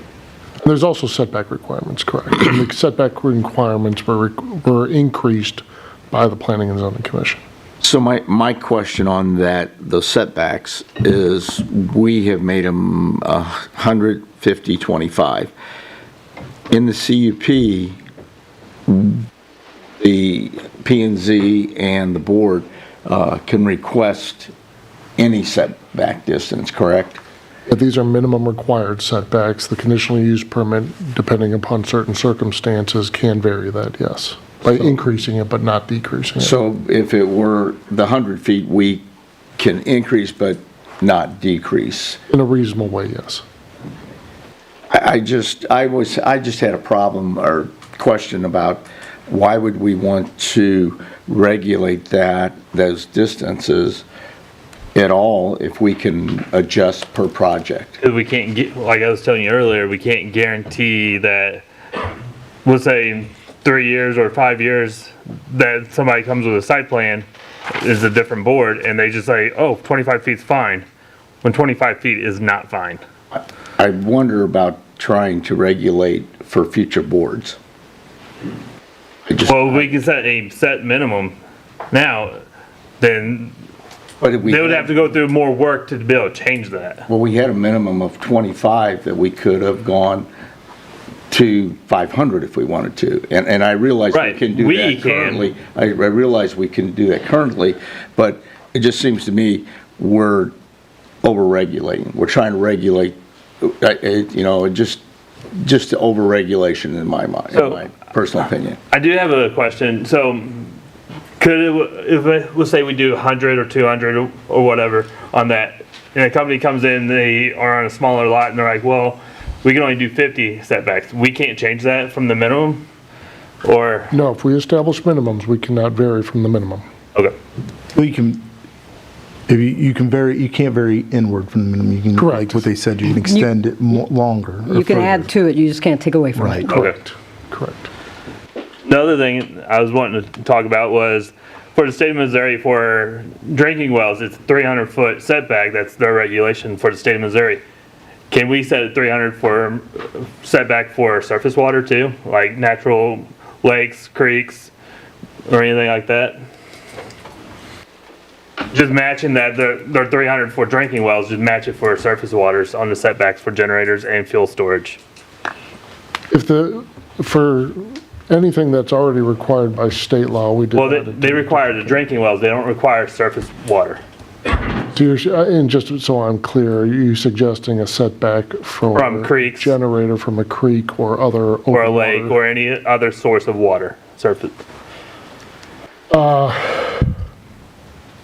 Likely yes, but I'd want to confirm and review it. Okay. What would you consider, you said any kind of water. I mean, Well, I've seen arguments with people trying to regulating that, and with farmers in the farm bill, and those were just puddles, and then all of a sudden the farmer can't have a barn or a fencing close to that. So I guess we need, in my opinion, we need to be real careful what we say.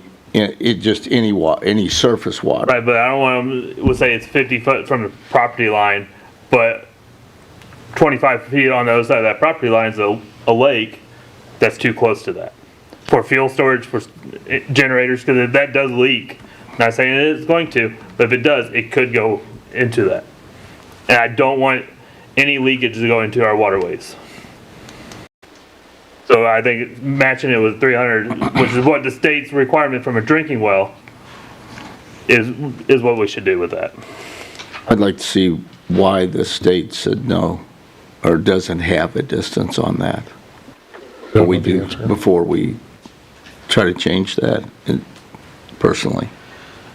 I have a lot of issues with a lot of the things in here. As far as the screening, we can mitigate through the CUP, obviously, making them set generators back, but we also have to address the fuel storage issues, and that would kind of fall in line with what you're talking about, Brandon. Also, the screening in here, I think the generator should be in an enclosed building.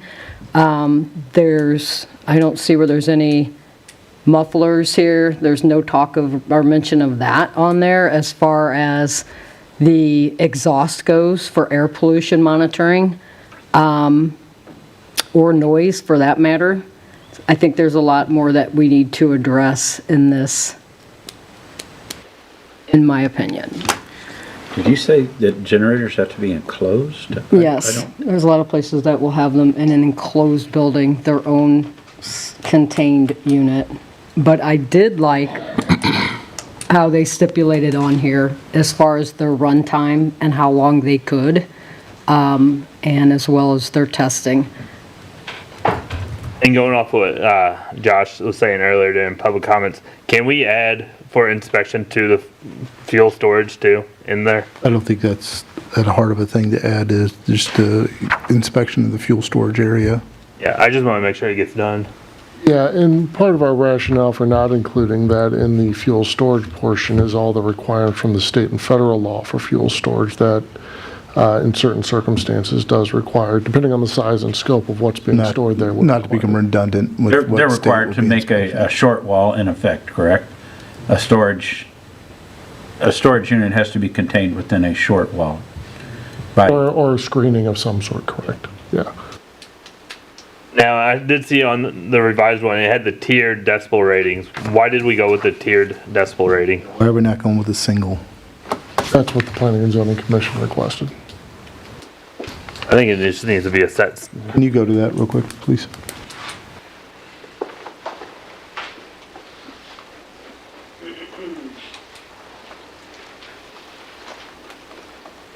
I think we should just go with the 60 dB across the board.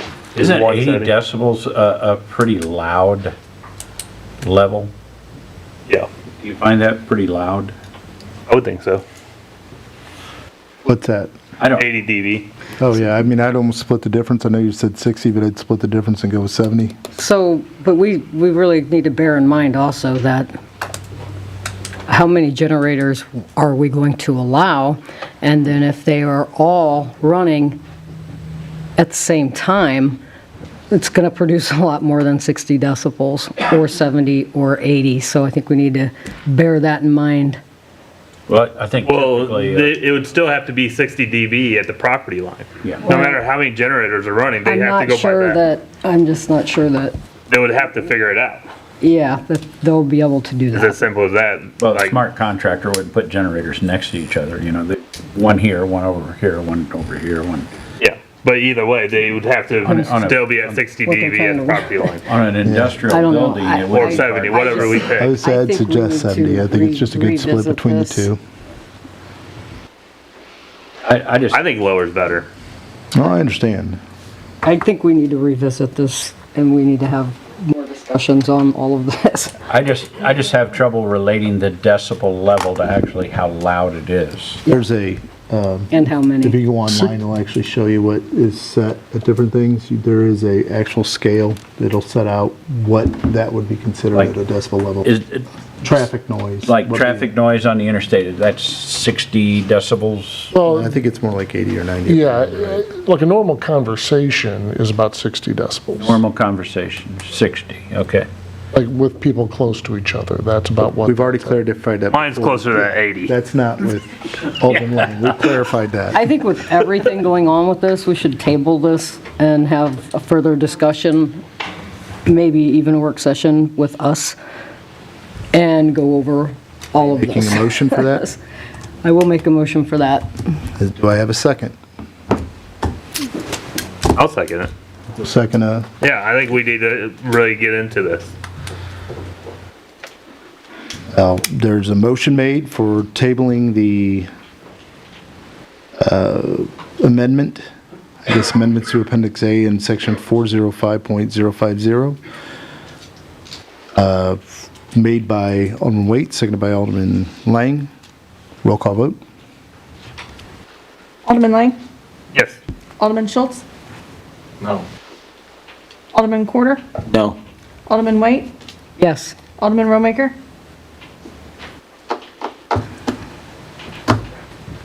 No. Tabling, I guess, fails.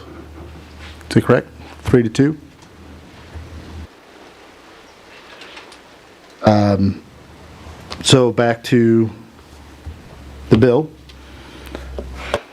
How bad would it be to make the adjustment of just a single number of 70 or 60, if that's what the Alderman would like to go with, for straight across the board on residential, commercial, and industrial? I don't really know why we're using residential in that.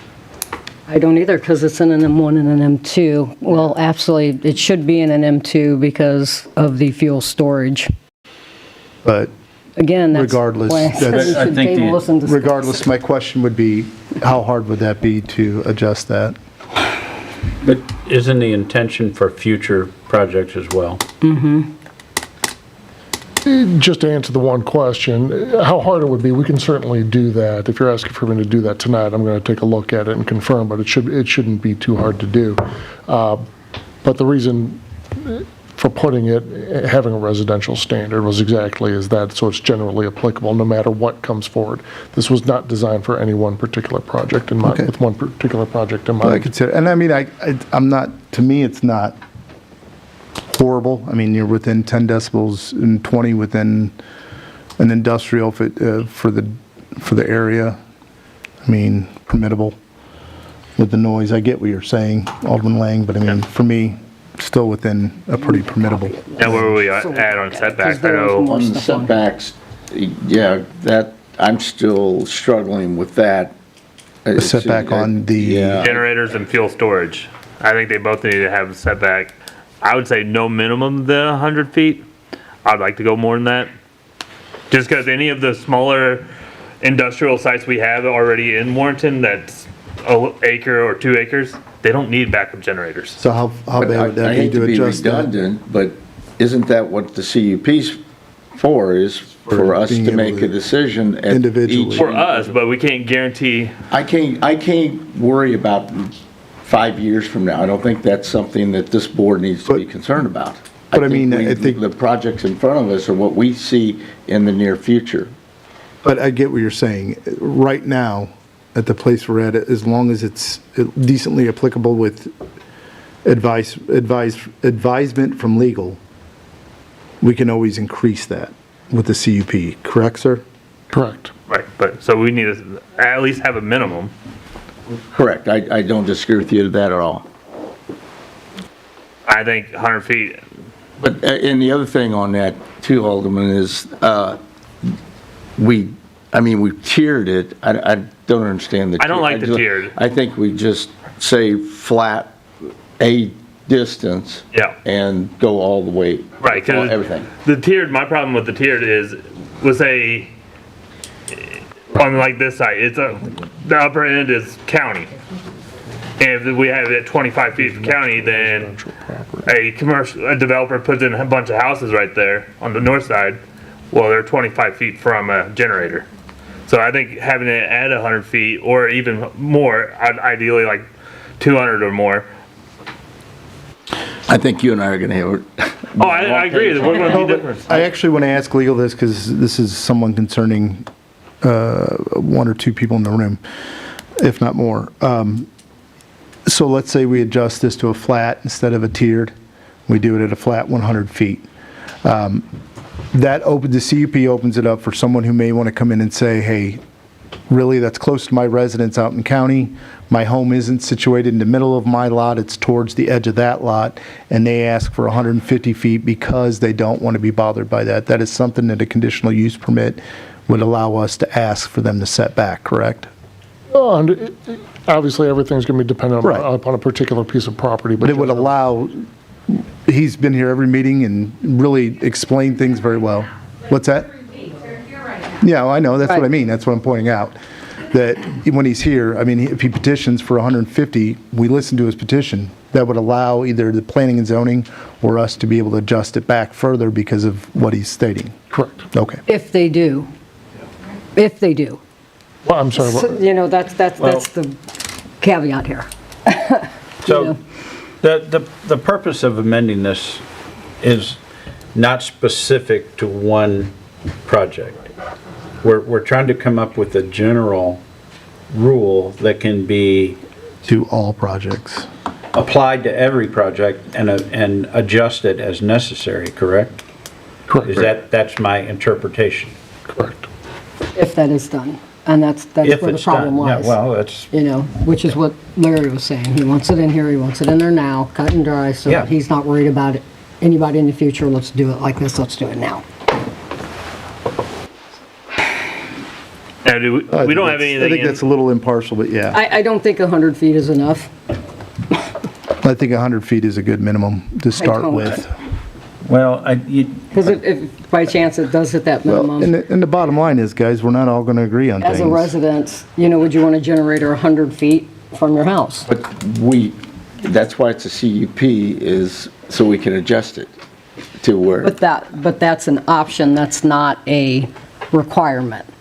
It is whenever you put it in a CUP. Yeah, it's an option for the, For a vote. for not a vote, Not a correct. For the requirement. for the majority of the aldermen.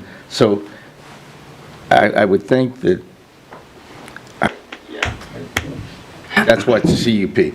I hate to be redundant, keep saying that, but if we have the option of setting it at 175, I like 75, we have the option of going higher.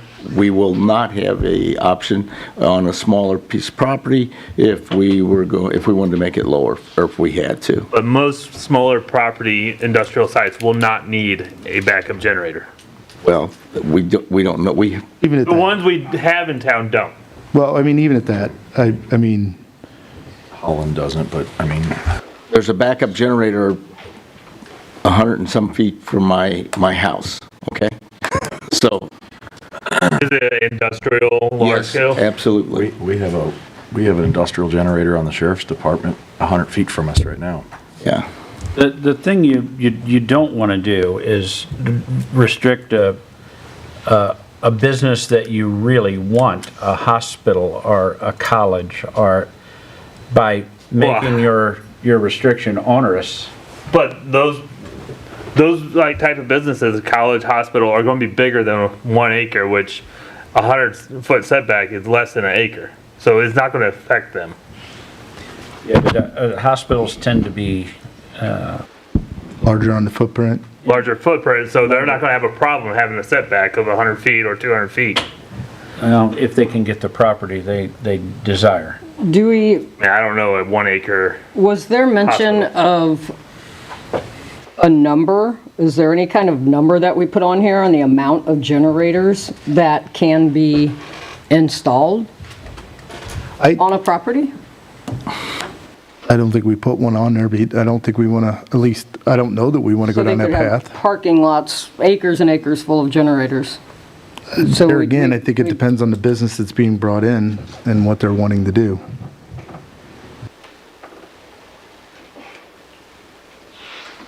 Also, we don't have anything on here about like having berms or any natural sound barriers or sight barriers from the generator to the property line. Is that something that we can add into this? We do have that in there.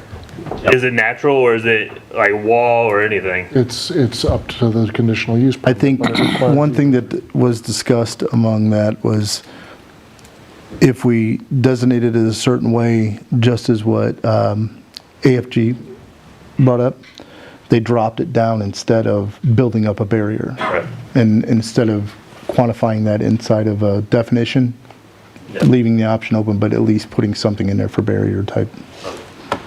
I just don't want them to build a giant wall around the perimeter and that's their sound barrier. No, I totally get it. I get where you're coming from. So is there anything mentioned in here of how long the generators are allowed to run? Like they're not allowed to run more than 72 hours? Was there mention of that in here? It talks about emergencies. Testing and emergency. I During an believe. emergency. Yeah. Certain emergencies when there's a power outage only, and they're only allowed to be operated during the case of a power outage. Perfect, thank During the you. duration of the outage. Correct. The use of them is expressly prohibited for supplementary power. It is only in the case of an emergency outage. Okay. Putting that in there. It is in there. I said, thanks for putting that in there. It's right here. I'm reading it now, but I wanted to make sure that there was no way around that. We don't want we don't want a business operating off of a generator continuously. I So don't, before we look into this, my question would be, I guess, the adjustment of either 75 or 100 feet, we have to decide on that, and the adjustment of, what was the other issue? And the decibel level. Decibel. Yep. Do we want to do a straight decibel level? I get what he's saying by keeping where it's at on there. I The think it's, 60, 70, and 80. I think it's straight. That's what we're rating. Where do we want that at? Does anybody that went to the data center in Iowa remember what the decibel level was? They were- 43. They were what? 43 or 45. But that was no generator going at the time. There wasn't any No generators generator. going. Yeah. That was just normal operation noise. So what is, I would have loved to hear the generators. So we really don't know what. We don't. what's But the, isn't it, I think this gentleman had said that each generator, it depends on each of the generators that they're going to use will be a different decimal. Right, but if we have it Depending set, on the size and of each generator, that decibel level for 50 feet would be different. Mayor, can we ask the gentleman that's with his hand up to say something? come on up, Josh. Thanks, Josh. We're going to allow him to speak. Go ahead, Josh. What would you like explained? Well, a simple question.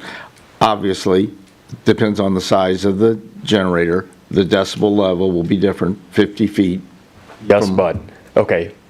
Industry standard for equipment is rating decibel levels at 3 feet. So anything that you see, it's nearly always rated at 3 feet. Now, what sound control is available for a given piece of equipment depends on the size of the equipment. So a larger generator has a larger enclosure, more insulation, can support more mufflers basically. But it's still 3 feet. It's rated at 3 Rated feet. at 3 feet. So you can have a large generator that is rated at 85 decibels. You can get a sound reduction kit for them that lowers that significantly. So if you set parameters that have a decibel rating at a property line, that is the easiest way to ensure that you're not exceeding volumes, regardless of how many generators, excuse me, got excited so I can't talk right now. Regardless of how many generators or what size of generator they are.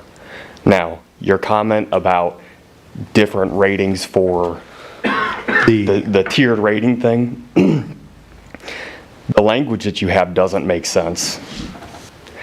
You're saying used for a residential purpose or a commercial purpose or an industrial purpose. Does that actually matter? For the generator? Right. Really, the only parameter that governs how quiet a generator will be all by itself is the size and the options you can get on it. So that's why I said 30 kW is a pretty clean break. When I was being a nerd and looking into what's commonly available on here, I looked at Home Depot's website, a Generac. I think it's like a 26 kW generator, and it was rated at something like 68 decibels. Once you go above that into the bigger generators, they have external mufflers. You can stack mufflers on them. You can put enclosures around them. All those things to reduce it. Or you can leave the thing sitting in the middle of a field. So your setback thing kind of goes away if you say, this is a decibel limit at the property line, whether it's hopefully not more than 60. Pick whatever your number is. If you say 60 decibels and the generator is 85 decibels, you determine how loud it is at the property line by how far you separate it. Or you put a better muffler on it, or a screened enclosure, or something else. But the worst case scenario is I'm sitting right here, I'm looking at the generator. You can change that by distance. So why I kind of smirked when he came up is because we went down about an hour and a half conversation on this rabbit hole of on larger generators, how many mufflers can they put on? And I think what you said possibly up to 4 if There's not really like right. Okay, there's engineering limits to it, but you can put larger mufflers on that make it quieter. Again, this is Way above let's discuss what, a modern car versus a 1950s car. Out of the factory, the new one is quieter. It's because of the exhaust technology for the most part. Oh, I'm sorry. No, you're fine. So basically what I'm hearing you say is we can choose a decibel limit and any company could meet that decibel limit by muffling their generator, placing their generator somewhere else. They should be able to bring that decibel level to what we set. Either placement or by external. With any combination of approaches, whether it's better mufflers, better enclosures, cabinets on the unit, or an enclosure around the unit, up to what Alderman Waite said, putting it inside of a room. Yes. Did I say something in error, sir? No, I just want to make sure just to be clear, the decibel limits that are set forth in the proposed ordinance are based upon measurements made at the adjoining property line. They're not decibel limits on the equipment. They're decibel limits based on measurements at the property line. That wasn't all I was trying to say. But Okay, no, I just... No, what can be heard at the property lines? I was trying to say if we Who's gonna we monitor could pick this? our limit and the individual industry, company could adjust their generator to meet that limit. It's a total approach engineering solution. If you go to, again, let's pick Generac and say, I want a generator that operates, under 56 decibels. Well, and this is the electrical capacity that I want. They may say, well, we can't give you one for 56, but you could have this one right here for 68 because that's what we offer in that size. Yeah. It's on the firm handling the design to carry it out the rest of the way and say, okay, well, this is what we're starting with. So either we're going to put it far away or we're going to put a wall around it, however that needs to happen. So it's the manufacturer has a limit to what they provide. It's on the engineering team who is designing the temporary power source. The quietness of it. Yeah, quiet. Okay. Yeah. I understand. Got it. Anything else? Appreciate it. Thank you. No problem. Thank you. So I think that being the case, we should pick a decibel limit that we think is reasonable. Well, I just want to be clear, this is a land use regulation, and the land use is based upon the decibels that are regenerating from the use of the land, not a particular piece of equipment based on currently available technology. So whether irrespective of the type of generator or type they use, they have to meet at the property line decibel limits. Right. In addition to, there's the setback requirement as well as the screening requirement. So those are 3 factors that are used to address that. And if for some reason after the setback, after the screening, the noise levels of the generator still exceed the minimum decibel limits, then they would have to take whatever engineering steps are necessary to comply with that, or they would be in violation of the They would be ordinance. able to mitigate it at that point. They would have to, in some absolutely. fashion. Absolutely. And you could take those, when you ask questions during any proposal, you can ask the question of what kind of generators are you using and what's the decibel of those generators. So once again, we kind of go back to why these are conditional use. We want our industries in a conditional use because we can make that call depending upon what is brought to us. Correct. There's minimum standards, and you can take steps to make sure there's compliance with those minimum I'm standards. even saying if we don't put a minimum, do we have to put a minimum on it? I think a minimum is an Okay. All right. important thing to do, yes.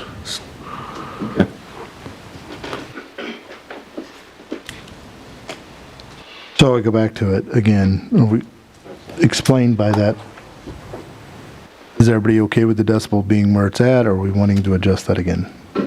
I'm good with where we're at right now. I think it needs to be 60 dB at the property line. Casual conversation.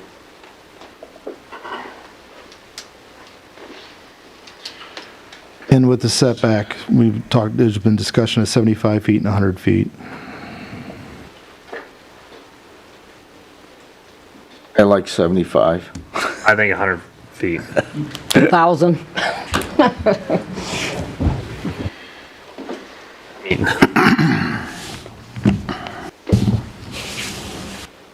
I'm comfortable with 100.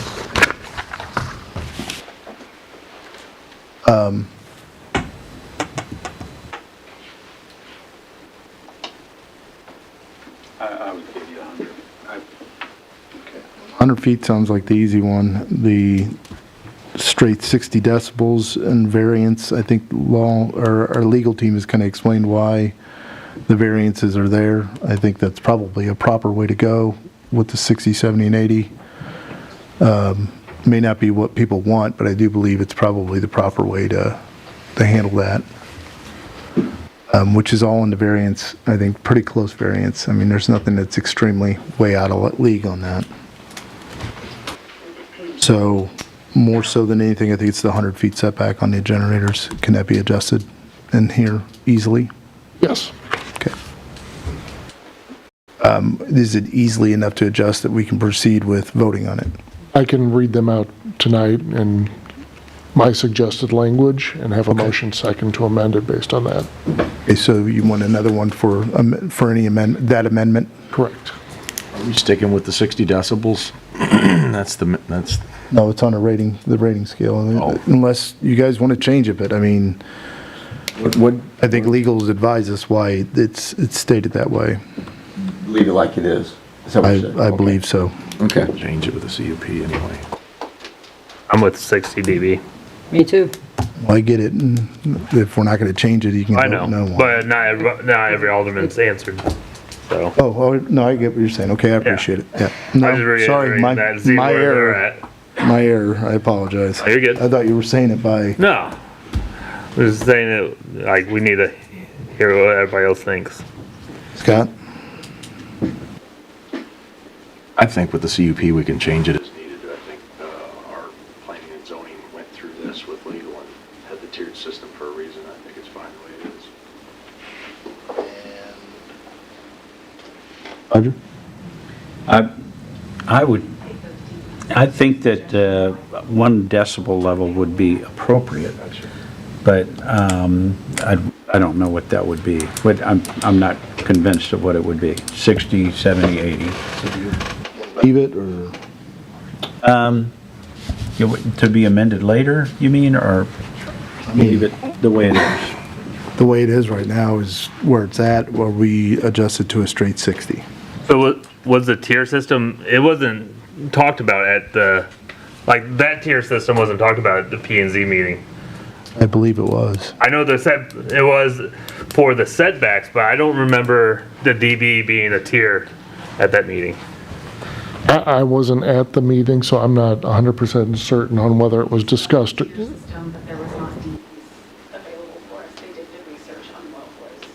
After the fact. Part of the rationale for the DB system is the fact that if you're adjacent to an industrial property, you may be generating a similar amount of noise, and that's a standard DB for industrial operations.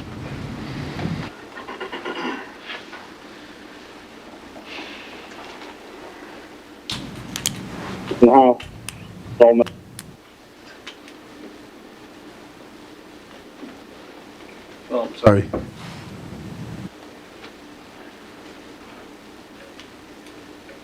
So 80 one kind of precludes the other, right? I mean, the setbacks don't matter if you put the decibel level where you want it.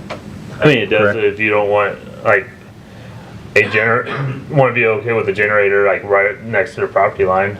That's setbacks also go off of visual too. Like you don't want the generator very close to the property lines.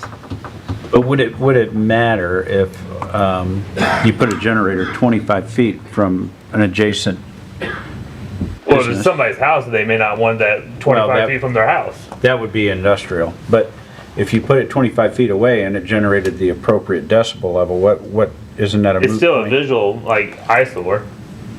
Like, Yeah, but adjacent industrial, but we're talking, that'd be like, if we get away with the setbacks and we just do 25 feet anyhow, to anything, we'll say at the property, county line up north, they said that 25 feet from that northern property line, and somebody's house is another 10 feet from that property line.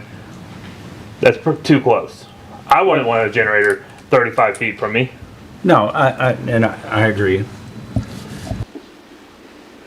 But did we not agree there was 100 feet? I think so. I think that we all agree Made with a motion to have a work session so we can further discuss this instead of having to do it right now. All right.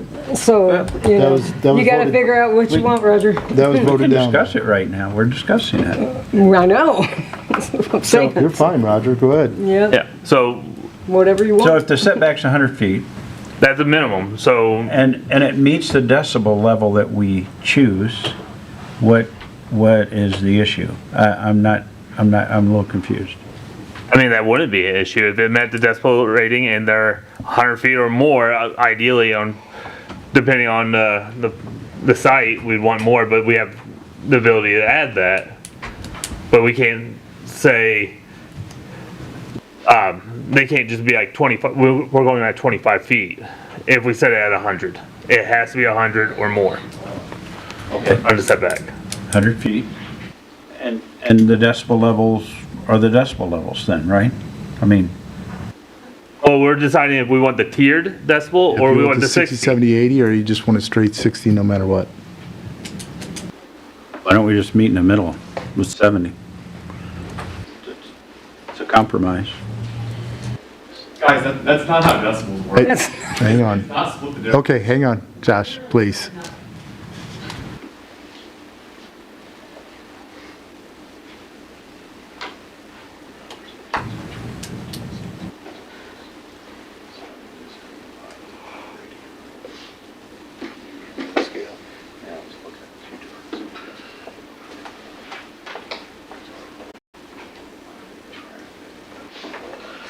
So the question still remains, leave it where it's at, or do you want it at a straight set? I would be okay with 70, just leave it at 70. For residential, commercial, and industrial? Yep. Well, wasn't the tiered 60 for residential? That's what it says here. 60, 70, and 80. So we'd be going up on the residential if we went at 70. Yeah. Right. That's So true. that's why I keep saying 60. That's Actually, property use for industrial purposes would be 80 decibels. right, but I was No, telling if them he's for saying it would. straight as- If we sit straight at 60. 70, we're going up on the residential DV rating. So you would like it at 60? Yes. I'm okay with that, if that's what everybody wants. For a home. Yeah.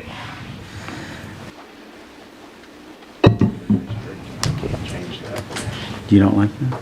I'll just have to figure it out.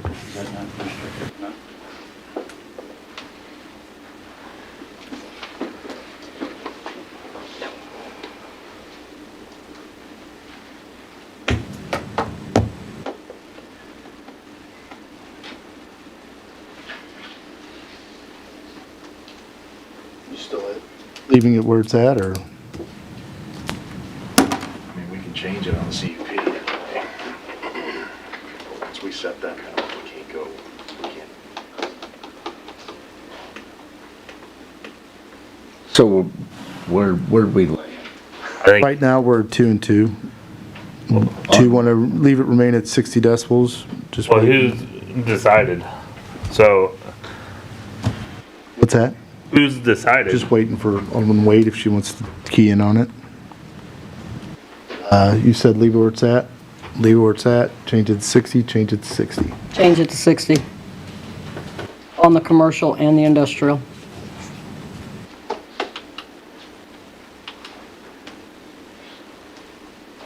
So eliminate the tier and just go 60? Straight 60.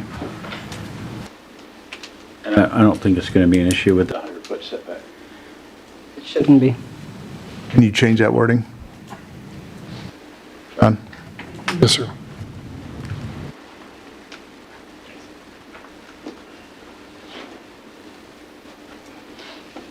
Is there anything else? I think those were the only two major issues. Was there a reason why we didn't have any like lighting regulations in this ordinance? There's standard lighting regulations already in the code.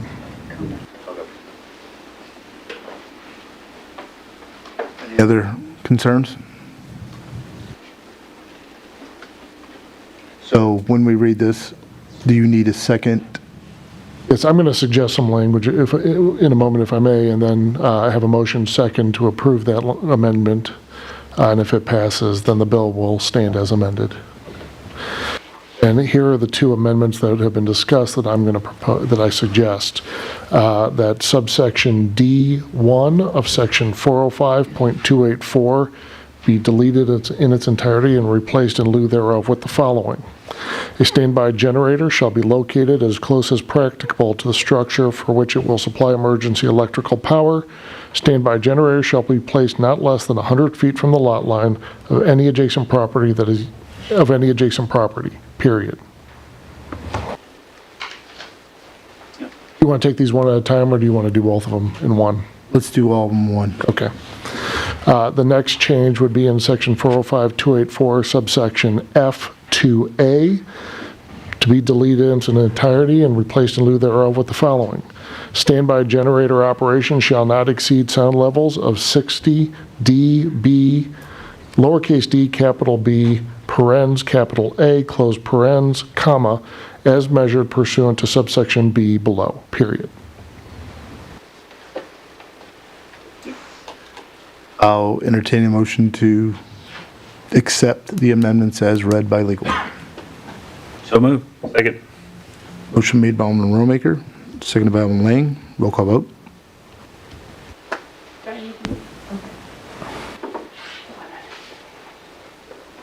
Alderman Romaker? Yes. Alderman Lang? Yes. Alderman Schultz? Yes. Alderman Alderman Quarter? Yes. Alderman Wait? Yes. The amendment passes 5-0 with one absent. Okay, so then we can proceed with the bill. As amended. Yes, sir. As amended, okay. I'll entertain a motion for the first reading of bill number 65-25. The reading of the bill to include the amendment. So moved. Second. Motion made by Alderman Schultz, seconded by Alderman Lang. An ordinance of the City of Warrenton, Missouri, amending Section 405.050 and Appendix A of Chapter 405 of the Municipal Code of the City of Warrenton, Missouri, and enacting a new Section 405.284 thereto, regulating information technology and data processing facilities and enacting related supplementary regulations pertaining thereto. I'll entertain a motion for the second reading of bill number 65-25 with to include the amendment. So moved. Second. Motion made by Alderman Romaker, seconded by Alderman Quarter.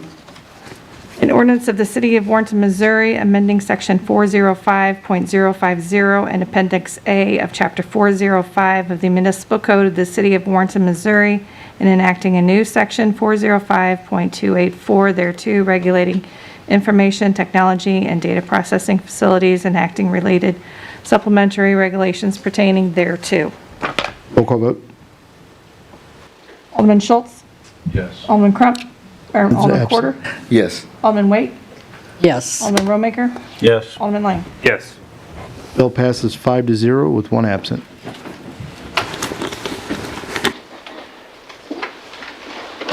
All right. Go ahead. All right. Last item is the IAS Wheel and Tire Conditional Use Permit and Site Plan CUP 102 and SP 184. The applicant is Kevin Reefer. Location is 907 Veterans Memorial Parkway East. The project is currently zoned C3 Highway Commercial. The applicant, Kevin Reefer, has submitted an application for a conditional use permit and site plan approval to establish IAS Wheels and Tires, a 4,160 square foot vehicle customization facility. The property was formerly occupied by RCE Commercial Roofing and Lewis Family Shop Garage. Per my report, all conditional use permit and site plan items have been met and are consistent with our current code. The December 4th planning and zoning results, the CUP, the motion passed 10-1, and the site plan 184, that motion passed 10-1. The applicant is here along with Bart Carmen, the engineer, if you have any questions. That's all I have on that. I don't believe I have any questions. Does anybody else? So how many handicap parking spots do you guys plan to have? Right now, there's one. One? Why don't you, if you don't mind coming forward, that way they can hear it. Right now, there's one designated as handicap spots. There's 11 total spots now, so that's the one right by the front door. All right. This is the old glass shop, right? Yeah. Yep. And you'll have the handicap spot? Yep. Right up So front. you'll have, it'll be ADA compliant with the ramps, one on each side of the doors? Actually, it is, so the parking is already there. Uh-huh. This is an existing building, and that parking is there and it's proposed to stay as it is. And ADA compliant, correct? That's debatable because of the slopes and stuff. I would not say that it's fully compliant, but it was placed there years ago, and it's still there. Okay. How hard would it be to make that compliant? On the slope, fairly difficult, because you'd have to be at a 2% slope across that entire ADA section. I just don't want someone that is handicapped that struggle to be able to use the facility to go there. Right, because that's the parking that's there now. So without looking in detail the grades, I don't know if there would be a spot there. You could potentially pull in to the east side of the parking area. It's a little flatter over there, so there's some spots there that could potentially have that spot. But the spot right up front, if you guys kind of know what it looks like, it's got some slope to it, so I cannot say that it would be fully compliant at the moment. So we're looking at a picture right now. There's like a step at the front door. Is that something you guys want to make into like a slope for somebody in a wheelchair to be able to go in? Because that's going to be kind of hard for them to go through the door. Right. Yeah, so those doorways, they do pose some difficulties. We do have overhead doors where cars roll in and out, so there's some spots there. Doing those modifications to the building, if there is a true modification, then it would require to be updated to current handicap code. But as just like a lot of older buildings prior to ADA was in place, there's locations that do not comply with the current code. So do you Because own the the building? grandfather. Yes. Yeah, okay. Like our current shop now, we kind of have the same setup. And people, when we have a handicap guy or wheelchair guy, we just bring them into the service bay, and they can roll, walk, or whatever straight into the building. You keep it designated like walking path for them? Okay. Yeah, so between like where the showroom will be and then through where the shop is, there'll be a big open area where it'll have plenty of access. Okay. I just want to make sure they can go in and out and there's Absolutely. not a problem there. And part the problem with, well, it was like this before the law was changed. Yes. Well, the problem with that is if we just continue to let people, well, it was like that already, and we show no improvements, or we're just fostering derelict properties and non-compliance all over the place. So, there's got to be a time where we have to start to make the effort and towards the business owners themselves. And I'm sorry that you're the one, but it really, this needs to happen all over our city. So, I'm just throwing that out there, which is, again, we've had the same issues with, in the past, as far as homes, rental properties, other businesses, and, just, not just ADA compliance, but aesthetics, and not being able to do anything because they're grandfathered in, or this reason or that. There has to be a time where we have to ensure things are brought up to standards and codes. So, and I think that, you know, with the American Disabilities Act being ADA compliant, I don't think it would be a terrible thing for you to try to accommodate.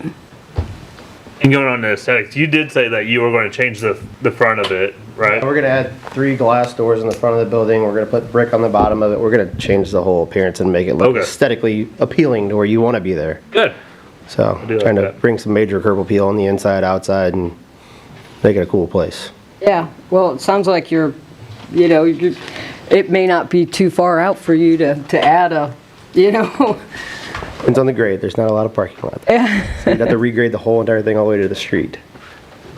So probably make that happen. Nothing honestly Yeah. to do with YouTube, but my question would be to Tim, is this 907? Is that correct? Yes, it is. Not 9074? Yeah. Yeah, it says 9074 on the file. 07. Okay, so on the next one, we'll have to be mindful and knock out the 4 that's on the bill. On The numbers are the site plan. different. The site plan actually has 9074, just trying to be On technical. this site plan? Yeah, on the sheet. I thought it did. Bills, it says 90. I think it's a clerical error. I just want to make sure we're correcting it on the bill. That's it. Okay. So, not like I said, nothing to do with you two. I just want to make sure our paperwork's good so you're not hung up on something that's a technicality that maybe we did. Thank you that's for all. bringing a business. That's going to be awesome. I hope so, yeah. Thank you. Yes, thank you. All right. Mayor, the bills are correct. What's that? The bills are correct. It The was just an 907, error on okay. the- Excellent. That's all I wanted to make sure of. I didn't before we went down that path. All right, I'll entertain a motion for the first reading of bill number 66-25. So moved. Second. So which one of you guys going to go? Because you said at the same time, both you two. Okay, we'll go with motion made by Alderman Rollmaker, seconded by Alderman Waite. An ordinance of the City of Warrenton, Missouri approving a conditional use permit for certain property located at 907 East Veterans Memorial Parkway to operate a vehicle service repair and accessory shop. Entertain a motion for the second reading of bill number 66-25. So, Second. Motion made by Alderman Schultz, seconded by Alderman Corder. An ordinance of the City of Warrenton, Missouri approving a conditional use permit for certain property located at 907 East Veterans Memorial Parkway to operate a vehicle service repair and accessory shop. Roll call vote? Alderman Corder? yes. Alderman Waite? Yes. Alderman Rollmaker? Yes. Alderman Lang? Yes. Alderman Schultz? Yes. Bill passes 5-0 with 1 absent. Go ahead, Tim. That's all I had on that. We do have a second bill for the site plan, the same information. Okay. Entertain a motion for the first reading of bill number 67-25. So moved. Second. Motion made by Alderman Schultz, seconded by Alderman Lane. An ordinance of the City of Warrenton, Missouri approving a site plan for certain property located at 907 East Veterans Memorial Parkway in the city. I'll entertain a motion for the second reading of bill number 67-25. So moved. Second. Motion made by Alderman Corder, seconded by Alderman Rollmaker. An ordinance of the City of Warrenton, Missouri approving a site plan for certain property located at 907 East Veterans Memorial Parkway in the city. Roll call vote? Alderman Waite? Yes. Alderman Rollmaker? Yes. Alderman Lang? Yes. Alderman Schultz? Yes. Alderman Corder? Yes. Bill passes 5-0 with 1 absent. I will entertain a motion to close the regular Board of Alderman meeting. Second. Motion made by Alderman Corder. Which one do you want to take it? I'll give it to him, I don't care. Which one? Give it to him, I don't care, I don't know who it was. Seconded by Alderman Lang. All those in favor say aye. Aye. All those opposed say nay. And we are so adjourned.